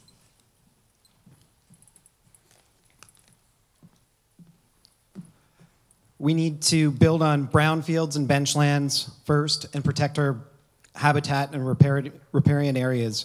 Encourage landowners with underutilized land to allow for their property to be used for urban agriculture. Stormwater management. Promote rain gardens, swales, green roofs, green infrastructure to capture runoff from roadways, buildings, and hard landscapes. This will reduce stormwater inflow and infiltration, clean it of pollutants, and replenish our aquifers, streams, and rivers. Retrofit parking areas with pervious paving, and consider establishing a stormwater utility or a user pay system that bases fees on the impact of the property has on the system. And solid waste management. Maintain and look for areas to improve existing policies and plans to reduce total waste.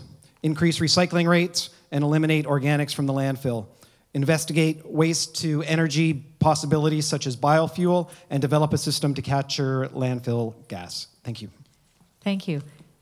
We've now heard from all the candidates, and the person running the slide, can you go back to question 1? Because I'd like to invite Kevin Jewell, who missed question 1. This is on environmental health. If you need to refresh your memory, because, but I would encourage you to just come up and we'll give you a minute to speak on this. Sure. Great. Well, thank you for hearing me on this question. It's a very... I feel this is quite an important question, and it obviously set the tone for all the discussion you heard here today. Basically, our challenges are obviously pollution. We have a little bit of that right now, but obviously it's growing. We need to manage and maintain that. If LNG, wood fiber LNG comes online, we have to manage that properly as well. We do know that this community already has a world-class facility for scrubbing carbon out of the atmosphere, and I very much applaud those who brought that here to this community. I think that's obviously a step forward. The other thing that we have to face is solid waste management, and we recently heard that one of our plants had a serious issue whereby they had to fix and repair, but luckily we had a secondary system in place. Apparently, just an old system sitting around, but had we not had that, what would have happened environmentally? We would have been in a disaster zone. And basically, human encroachment is the third and final one. If we go into the estuary, if we move into the Garibaldi Springs, I mean, what are we doing to our environment? Thank you, Kevin. Thank you. Thank you. You're at a minute, so I'm going to ask, I've kept everyone to pretty much a minute and tried to make this as equitable and fair. We've been collecting throughout the sessions questions from the audience. Now, as you may or may not know this, but I think I mentioned it, all of the candidates received those 3 questions previous to this. So they had a chance to think about it and reflect.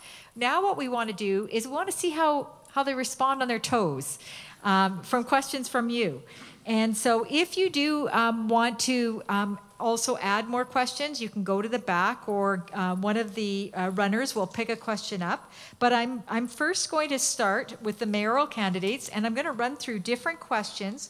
And I will basically run through a series of questions that have been collected, and each question will be different for each mayoral candidate. And then I'm going to move over into the council candidates, and I'll recycle the questions, because I do, well, you might not know this, but I don't have 27 different questions. So I will recycle the questions, but we're going to first hear, beginning with Tess Lindsay, and I'm going to give you a moment to think about this question and then respond to it. How are you going to solve the issue of public transportation in the Sea to Sky corridor? A big question. And once you're ready, you can let me know, and I'll start the clock, and you have 1 minute. Okay, so public transit. We have BC Transit here. I don't know what their expansion plans are, but I understand Whistler is getting some new buses. And I also understand that Whistler has a great transit system. And they've even gone as far as you can now get an app and it'll tell you exactly when your next bus is arriving. Now, I don't see why we can't do something similar here. Why we can't ask the transit to add more buses and to add more frequency. When, for example, when the Nixon Beach is finished, are people going to walk up to the post office at Cleveland Avenue, or are they going to drive? Or are they get on a little shuttle that comes up and takes them back? Why do we have to wait a half an hour for a bus? Why can't it just be 10 minutes? So I think, you know, we just really need to talk to BC Transit, and we need to talk to provincial government about getting funding for us to be able to get around our own community. Thank you. Thank you. Thank you. Next is Paul Lally. And Paul, here's the question for you. What can Squamish do to make the provincial and federal government follow our lead in acting against climate change? So think about the question and then let me know when you're ready to respond, and I'll start the clock. Great. Thank you, Catherine, for the question. I believe the first and foremost thing that we should be doing is creating those relationships. Relationships, in my mind, are the most important to start dialogue. If somebody knows you, they respect you, and they understand where you come from. So I think relationships are very important, both at the provincial and federal. So our MPs, ministers. So it's very important. Council just came back from UBCM to attend those meetings. As your mayor, obviously will play a big role in that. So relationships is important. Thank you. Thank you. So the next question for Karen Elliott, sorry, Karen, is how can we support renewable energy infrastructure through municipal policies? Take a moment to suggest that. And if any of the candidates need to re-say the question, I can. And then when you're ready, I'll start the clock. Okay. Over to you. I feel like Matt Blackman might have asked this question, but so look, there are some new models that we've been advocating for in BC that other provinces are using in ways that you can use your utility bill to fund solar panels or home improvements that improve efficiency, and then you pay that back over time. We don't have the provincial policy in place to do that yet, but that would be really fundamental to helping people do retrofits around their home and access these types of technologies to make their homes more efficient. So there is a growing movement by municipalities to try and make this happen. I think we can do that. The other thing we've done is change our zoning bylaws to make sure there's room for solar panels. And one of the things we need to consider going forward is shading of new developments and what happens to your neighbor if they put up solar panels. Thank you. Great, thank you. And under the 1 minute. Okay, this next question is for Jeff Cook, and take a moment to consider this. How will you work with multi-unit residents, stratas, property management companies to ensure eco-friendly upgrades and zero-waste initiatives are included at those residences? You go one more time. Yeah, absolutely. It's a long one. How will you work with multi-unit residences, stratas, property management companies to ensure eco-friendly upgrades and zero-waste initiatives are included at those residences? Consider it and let me know when you're ready. Okay. Yeah, it's a bit of a tricky one because you're dealing with someone's private homes. I mean, you can see how in a condo or a strata environment, how tough it is to even get people to agree to replace the shingles on their roofs when everyone's house is in danger of being flooded. So, you know, I can't say I really have the answer for this one. I think we have to, and this is the whole thing, I think, with a good mayor and council, you don't have to be the expert. You have to find the expert and listen to them and come up with a good policy. Mayor and council have never been experts in I don't think anyone comes in with an expert in property development, in architecture, in structural engineering. I think you have to find the experts, but be sensible enough to listen to good options, be out of the box in your thinking, and look for creative solutions. Thank you. Very concise, all these candidates. Thank you, everyone, I gave them a head briefing about 1 minute, and they're doing an excellent job. Sue Chappelle, what will you do to protect our biodiversity, land, water, and air? So the question is, what will you specifically do to protect our biodiversity, land, water, and air? I'll give you, are you ready? Yeah, absolutely. Thank you. I've been a huge advocate for natural asset management, and I've been learning a lot about natural asset management and actually including our natural assets as a part of our economy. So by mapping our natural assets and understanding the biodiversity of our community, you can actually learn how to, Gibson's was the first one that did this, but actually learning how to create economic accountability for your biodiversity and your assets. Natural asset management is a new term that's come to municipalities, and moving towards adopting strategies so that we are using accounting measures and economic measures to actually take into account our biodiversity and our natural assets, including our water and permeable surfaces and biodiversity as far as wildlife management as well. Thank you, Sue. So now we're going to hear from the council candidates, and I'll be renewing some of the questions because there's overlap. So I'm just going to start over and overlap then. I'm going to ask Mike Young to consider this. I'm starting from Y to A now. How will you work with multi-unit residences, stratas, property management companies to ensure eco-friendly upgrades and zero waste initiatives are included at those residents? Go there, and if people have other questions, bring them forward.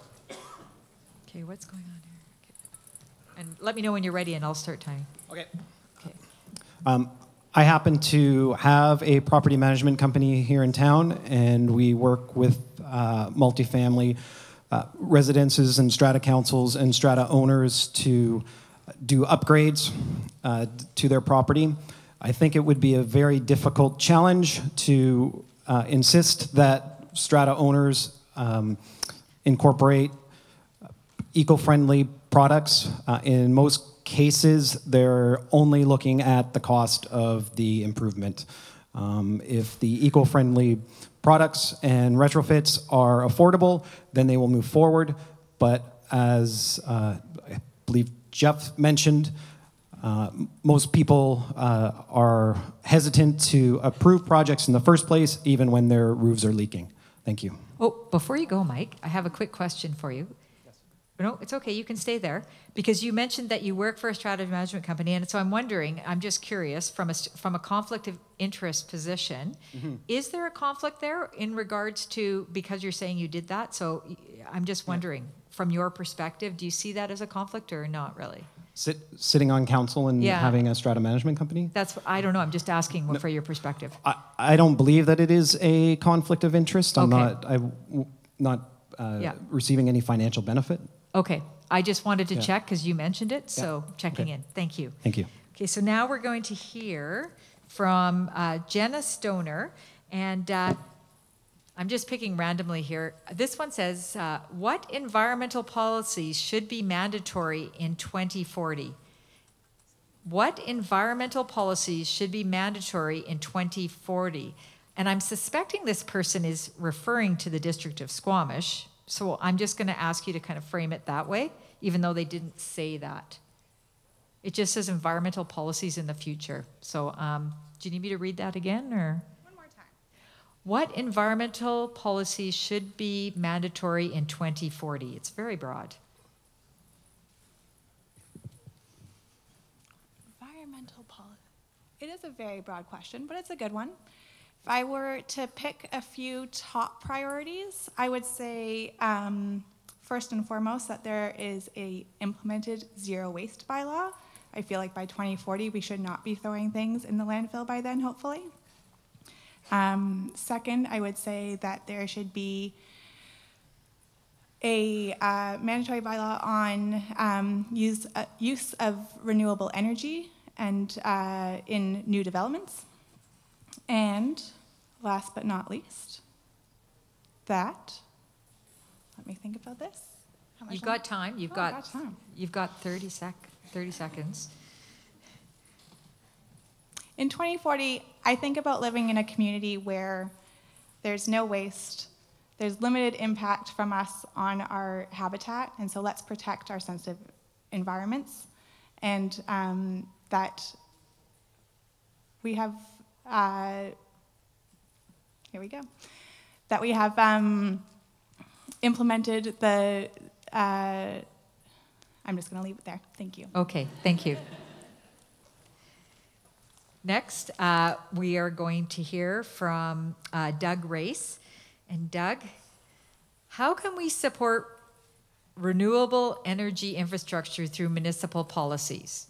So the question is, how can we support renewable energy infrastructure through municipal policies? I think I'd rather have Mike's question. Sorry, I'm trying to mix them up. You know, a lot of these things, I think, and just like that one, I think if you can get it at the building stage and provide incentives for it, you have a better chance of seeing it. If somebody is trying to retrofit an existing building with renewable energy products, it's typically more expensive. You can't really force them to do that, but you can provide incentives. You could, for example, waive fees, speed up process, possibly give them a reduction on utility bills or something of that nature. But ideally, you get it when the building is being built and when the development is happening. Thank you. So next we're going to hear from Chris Pettengill. And I see, this is a really long question, sorry. Are you in support of banning the use of plastic shopping bags and straws? If yes, please explain the process steps that you would enact as part of the municipal process. What are the steps that you would take, the procedural steps that you would take to make this happen? Do you need me to repeat that? No, I think Okay, get got that. it. Got it as good as I'll get it.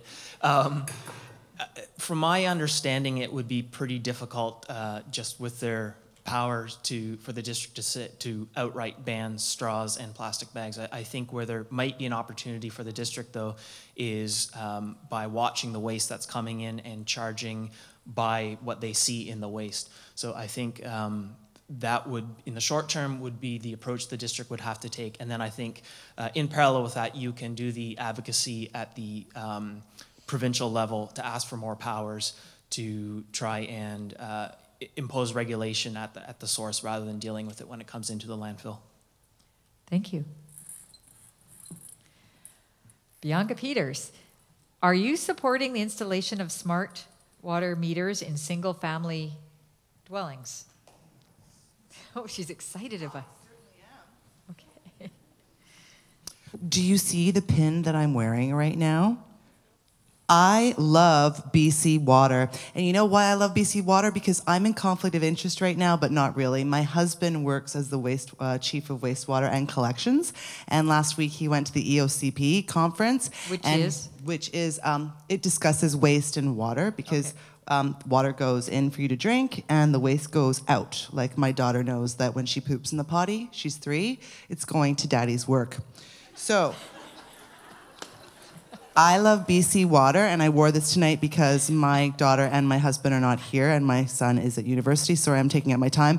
But we have great water in BC. We have great top water, you know, the water there, great groundwater. But we do need to meter, and that's my answer. Okay, great. I'm in support of it. Absolutely. Thank you. So now I'm going to go over to Terrell Peterson. And Terrell, I'm going to ask you, what do you think? How are you going to solve the issue of public transportation in the Sea to Sky corridor?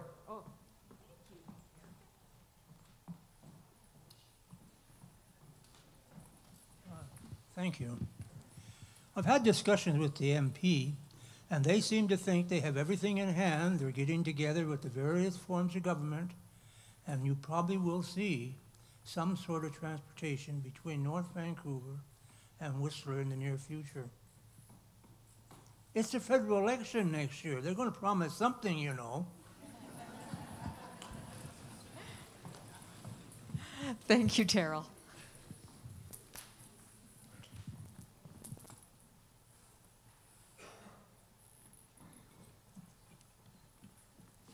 Okay, I'm coming over to ask, let's pick another one here. You're going to hear some of the same things here. I've got Lee O'Callahan, and Lee, here comes your question.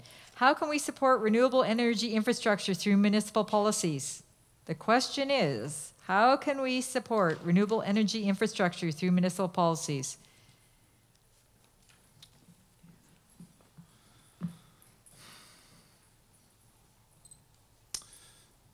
To go back to the electric charging stations, I think we're already doing it. That's great. Keep pushing on that. Implement that through single family. Have rebates available for people retrofitting. And I think once you get those charging stations in and people start driving electric cars, they're gonna be more adaptive, like that halo effect of getting like the Tesla Powerwall, and then you can go further and you could have incentives for solar power on the roofs to charge that power pack, which can power the house during peak times. I'm gonna leave it at that. Thank you. Okay, thank you. Jackie. I'm just doing this randomly. So what will you do to protect our biodiversity, land, water, air?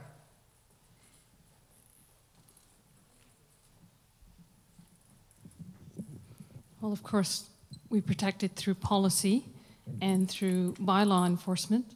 We need to protect all of those. Water, land, and air, correct? I'd asked about land, water, air. land, and Yeah. air. Just remembering all the pieces of it.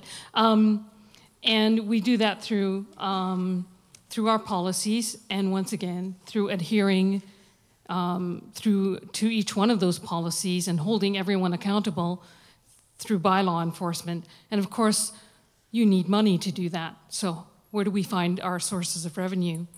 We find our sources of revenue through gas tax, through public-private partnerships.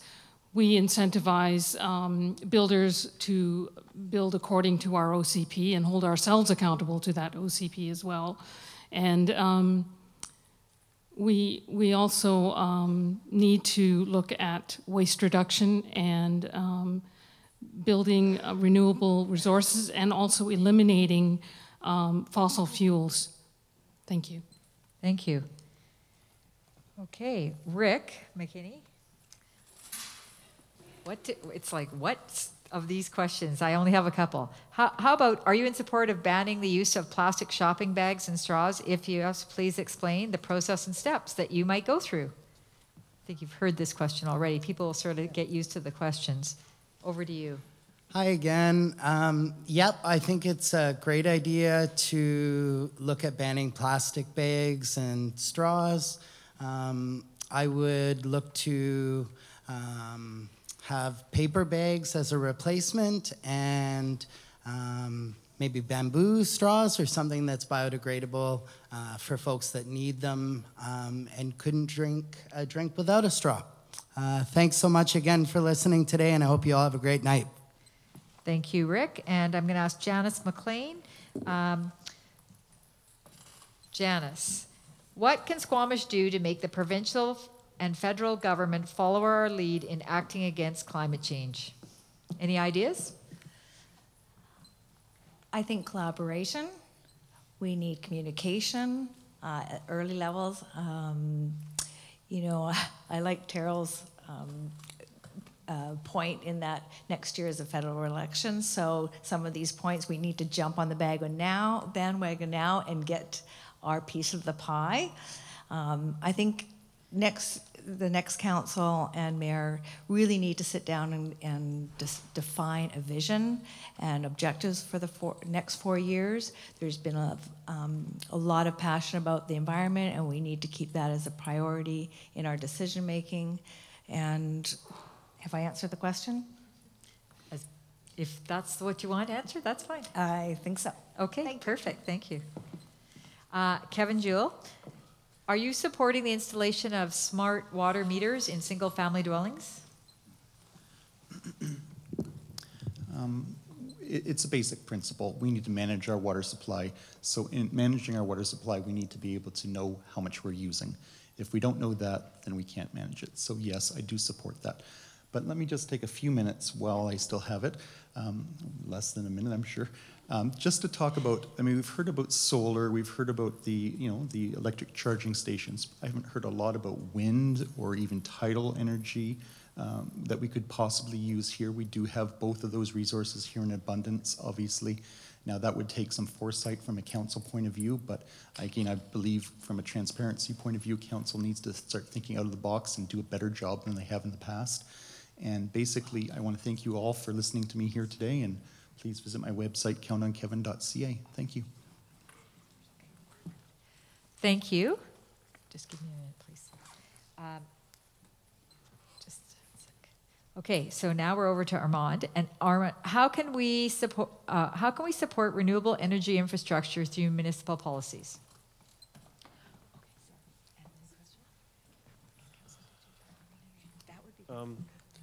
So as far as renewable energy infrastructure, earlier we were asked to speak about development, and as we're building and as we're being asked to approve projects is the time that we can put this in. So with the number of projects coming through the system, we can actually have effect with that, implementing those incentives early on in the process so that they get done in the projects and we have them. Getting people to retrofit is a trickier endeavor, but I think focusing on those new builds and raising our standards, and we can have a real impact. Thank you. Thank you, Armand. And now we're going to go to Rajan, and I actually thank you to the people who are giving me new questions. What can council do to attract green energy industry to Squamish? So the question is, do you have any ideas about what can council do to attract green energy industry to Squamish? Take a minute to think about it, and then come up and you let me know when you're ready. I was hoping for a tough one, but maybe not that tough. I think part of it is the collaboration and the networks we expand as council. I think acting as representatives of this community, it's important to build relationships with people in those green, renewable energy sectors and attract them to Squamish, a community which values their environment very deeply, as we can tell by the crowd today. And yeah, so basically just partnering up and showing that we're open for business and we support green tech business in Squamish. Thank you. So the next question is for Alana Gels, and this is a long question. So people have given new questions, and so I want to inject some new ideas here. There's been little mention of food security and the carbon footprint of our current diets. Meanwhile, the current council approved building a condo on an already established community garden plot. When and how will you make food security, local gardens, farms, etc., a priority to help mitigate our carbon footprint through the district? And do you want me to repeat that? It's a long question. Okay. There's been little mention of food security and the carbon footprint of our current diets. Meanwhile, the current council approved building a condo on an already established community garden plot. When and how will you make food security, local gardens, farms, etc., a priority to help mitigate our carbon footprint through district? Take a minute to consider and then let me know. Or you can just start talking and then I'll time.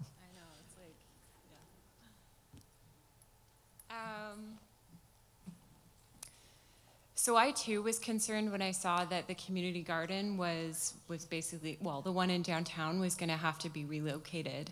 What I would love to see is future development, if it is going to be on a plot that is being used as a community garden, would be conditional upon finding another location for that garden. In terms of prioritizing food security, I mean, I think that is, I believe there is, I can't remember it right off the bat in terms of the OCP, but I believe there's some reference to it in the OCP. So absolutely, food security is a consideration for the community. In terms of when and how, it is a priority, and I think it's up to the next council to consider a strategic plan and how we're going to address all of the competing priorities that come before us. Thank you. Thank you, Elena. Stephen Fryer is next, and I've got some new questions. I'm quite excited. What you got? Here, I'm going to give you this one. Given that the construction of new developments is inevitable, what changes in building code do you see as effective in climate action? I'll repeat that. Hopefully you can answer it. Given that the construction of new developments is inevitable, what changes in building code do you see as effective climate action? The building code, from my understanding and my working knowledge of it, is quite large and ever evolving, given the liability concerns that come up with respect to buildings themselves. So usually and typically that building codes will evolve over time given different liability or litigious concerns that have come up with respect to the buildings themselves, but also with respect to I guess the new codes and safety and such with respect. So when you're trying to implement, it wouldn't be codes that we are technically implementing from a local perspective. That is provincially looked after by various trades and by various people. So I think we would work probably, once we have that information that comes back from the province, we'd work with those people to ensure that there's obviously advocacy and education as to the new codes that are out there. Great, thank you, Stephen. John French. John, here's the next question. How are you going to improve cycling, walking infrastructure in Squamish? Do you want me to repeat that? Oh, I got it. You got her? Yeah. So first of all, let me thank you all for staying. You're the diehards. You're obviously the keenest of the keenest voters. Active transportation, definitely something that this council has been very effectively working on, and the initiatives brought in over the last 4 years, I certainly support all of them, and definitely a fan of some of the things that we've heard tonight around electric bikes and as far as our future development goes, being conscious of making sure that we've got sidewalks that are included in our development plans and bike lanes, and ensuring that our community amendment contributions from developers are fair and more significant than they have been in the past. Thanks, Catherine. Thank you, John. So next we have Sasha. Hello again. Hello. I'm just reading the question myself. Of course. Would there be a corresponding reduction in property taxes and utilities if water metering came to be? Or would we pay twice? What's your thoughts on that? I better repeat that. One more time, please. I know. Would there be a corresponding reduction in property taxes / utilities if watering metering came to be? Or would we pay twice? What's your perspective? So I mean, it depends on the water usage of each household, right? Some households will have an increase depending on how much they use, and some will have a decrease overall. It really is up to each individual person how much utilities they use. In terms of the property taxes, I can't speak to whether the utilities would affect the property taxes. I think those are two separate things. Again, it just comes down to the broad spectrum of the whole forum here tonight is how are each of us thinking globally and acting locally? What are you doing individually to affect the climate change around us? Thank you. Some of these questions are somewhat similar, so I apologize for that, but I'm just going to look. And so here's then another question. If you're on council, what do you think needs to happen to attract green energy industry to Squamish? Attracting green energy to Squamish, is that what the question? Yes. Just with the solar and the wind, we should be maybe having a wind farm out there. Solar power would be new buildings, make sure we give them incentives to put solar up, making sure everything's on using electric energy, not fossil fuels. I think that would be a big one. Okay, thank you. Ron Baum. I've got, just sort of trying to pick different ones here.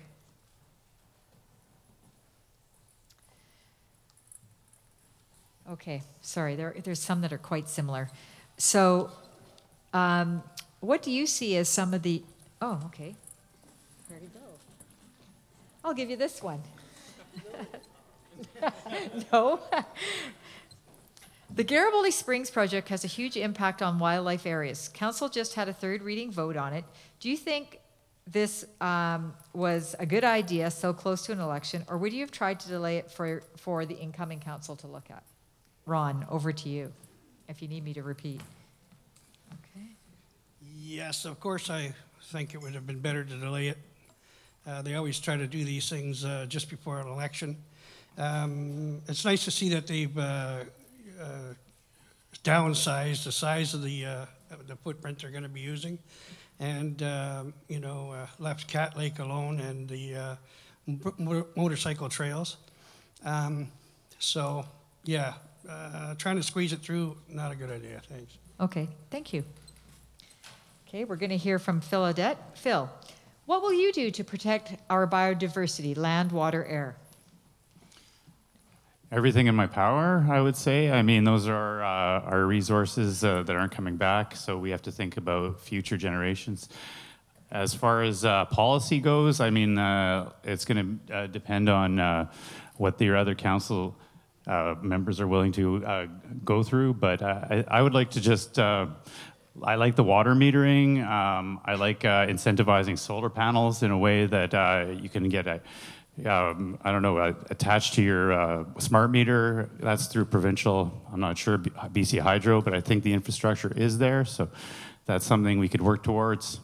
I'm not sure, what was the rest of the questions? Basically, it was Water, in power. regards to renewable energy, power, so anything. You've answered a number of questions in your response. Is there anything additional you'd like to say? No, thanks for coming out, guys. Thanks. Okay. So a lot of these questions, there's quite a few on renewable energy infrastructure, green infrastructure. There's a lot on that are overlapping in those areas. So basically, Edward, I'm going to ask you, what do you see as a way to support renewable energy infrastructure through municipal policies?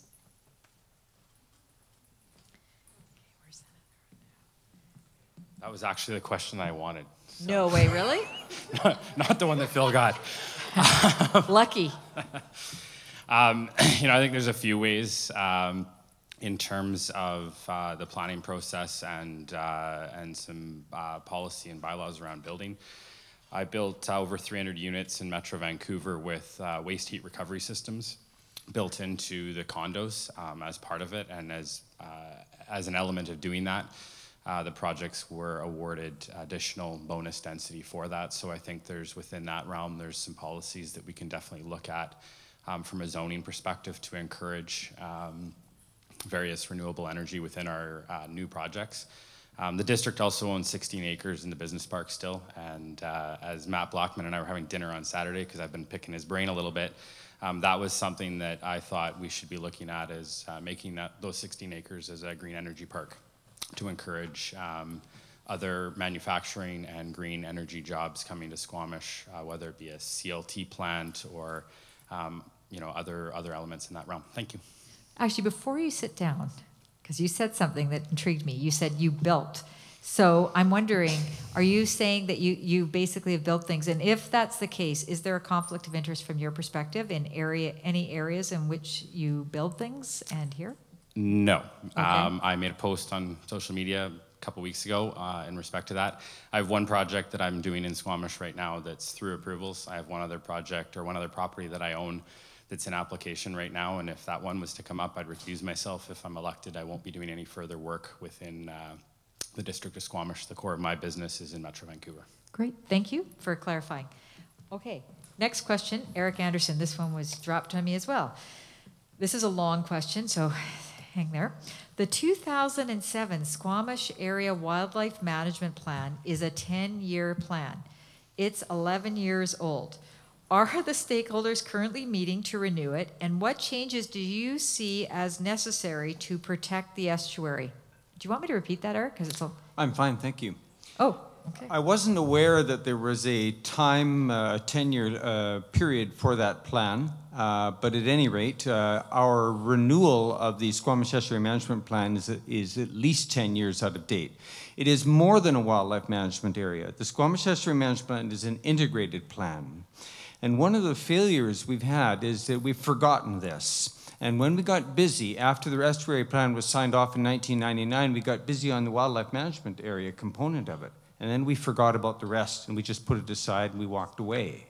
So now we have all kinds of complicated changes, and things have evolved. The world has changed since 1999, and we haven't kept the mechanism going. We haven't kept that dialogue forum going. So we need to do more than renew and tighten up in certain respects the wildlife management area and its specifications for use of that area and access and so forth. But the whole works needs review. The world has changed since 1999. So we have to remember it's not a district committee, it's a co-management unit that we need to bring back again and keep it working to address the multiple issues of working together in an integrated plan. Thank you, Eric. So now we've heard from all the mayoral candidates and the council candidates. I did get a question of clarity, and I'm going to ask this candidate to come forward and keep their comments specifically to this clarification.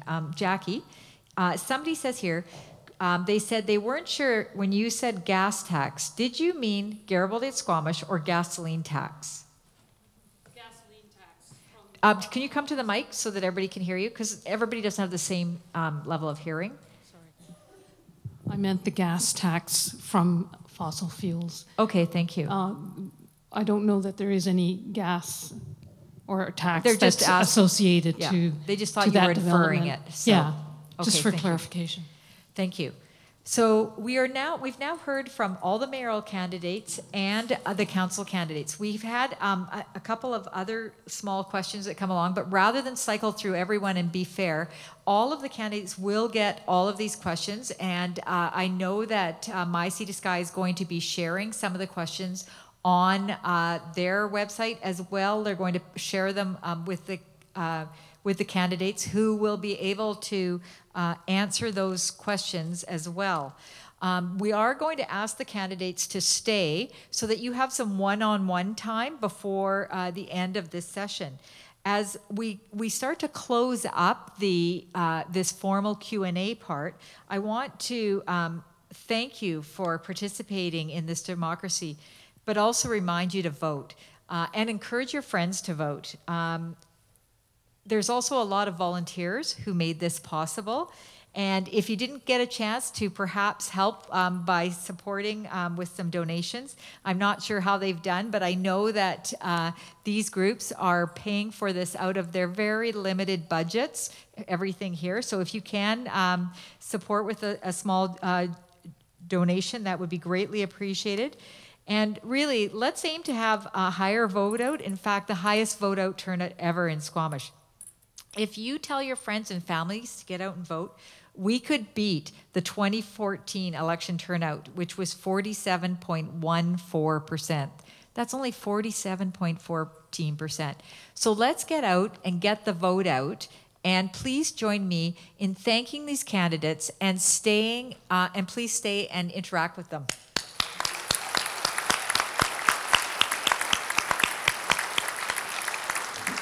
So this is the formal end of our session. So please come and mill and meet your candidates and ask them any questions that you would like. Thank you.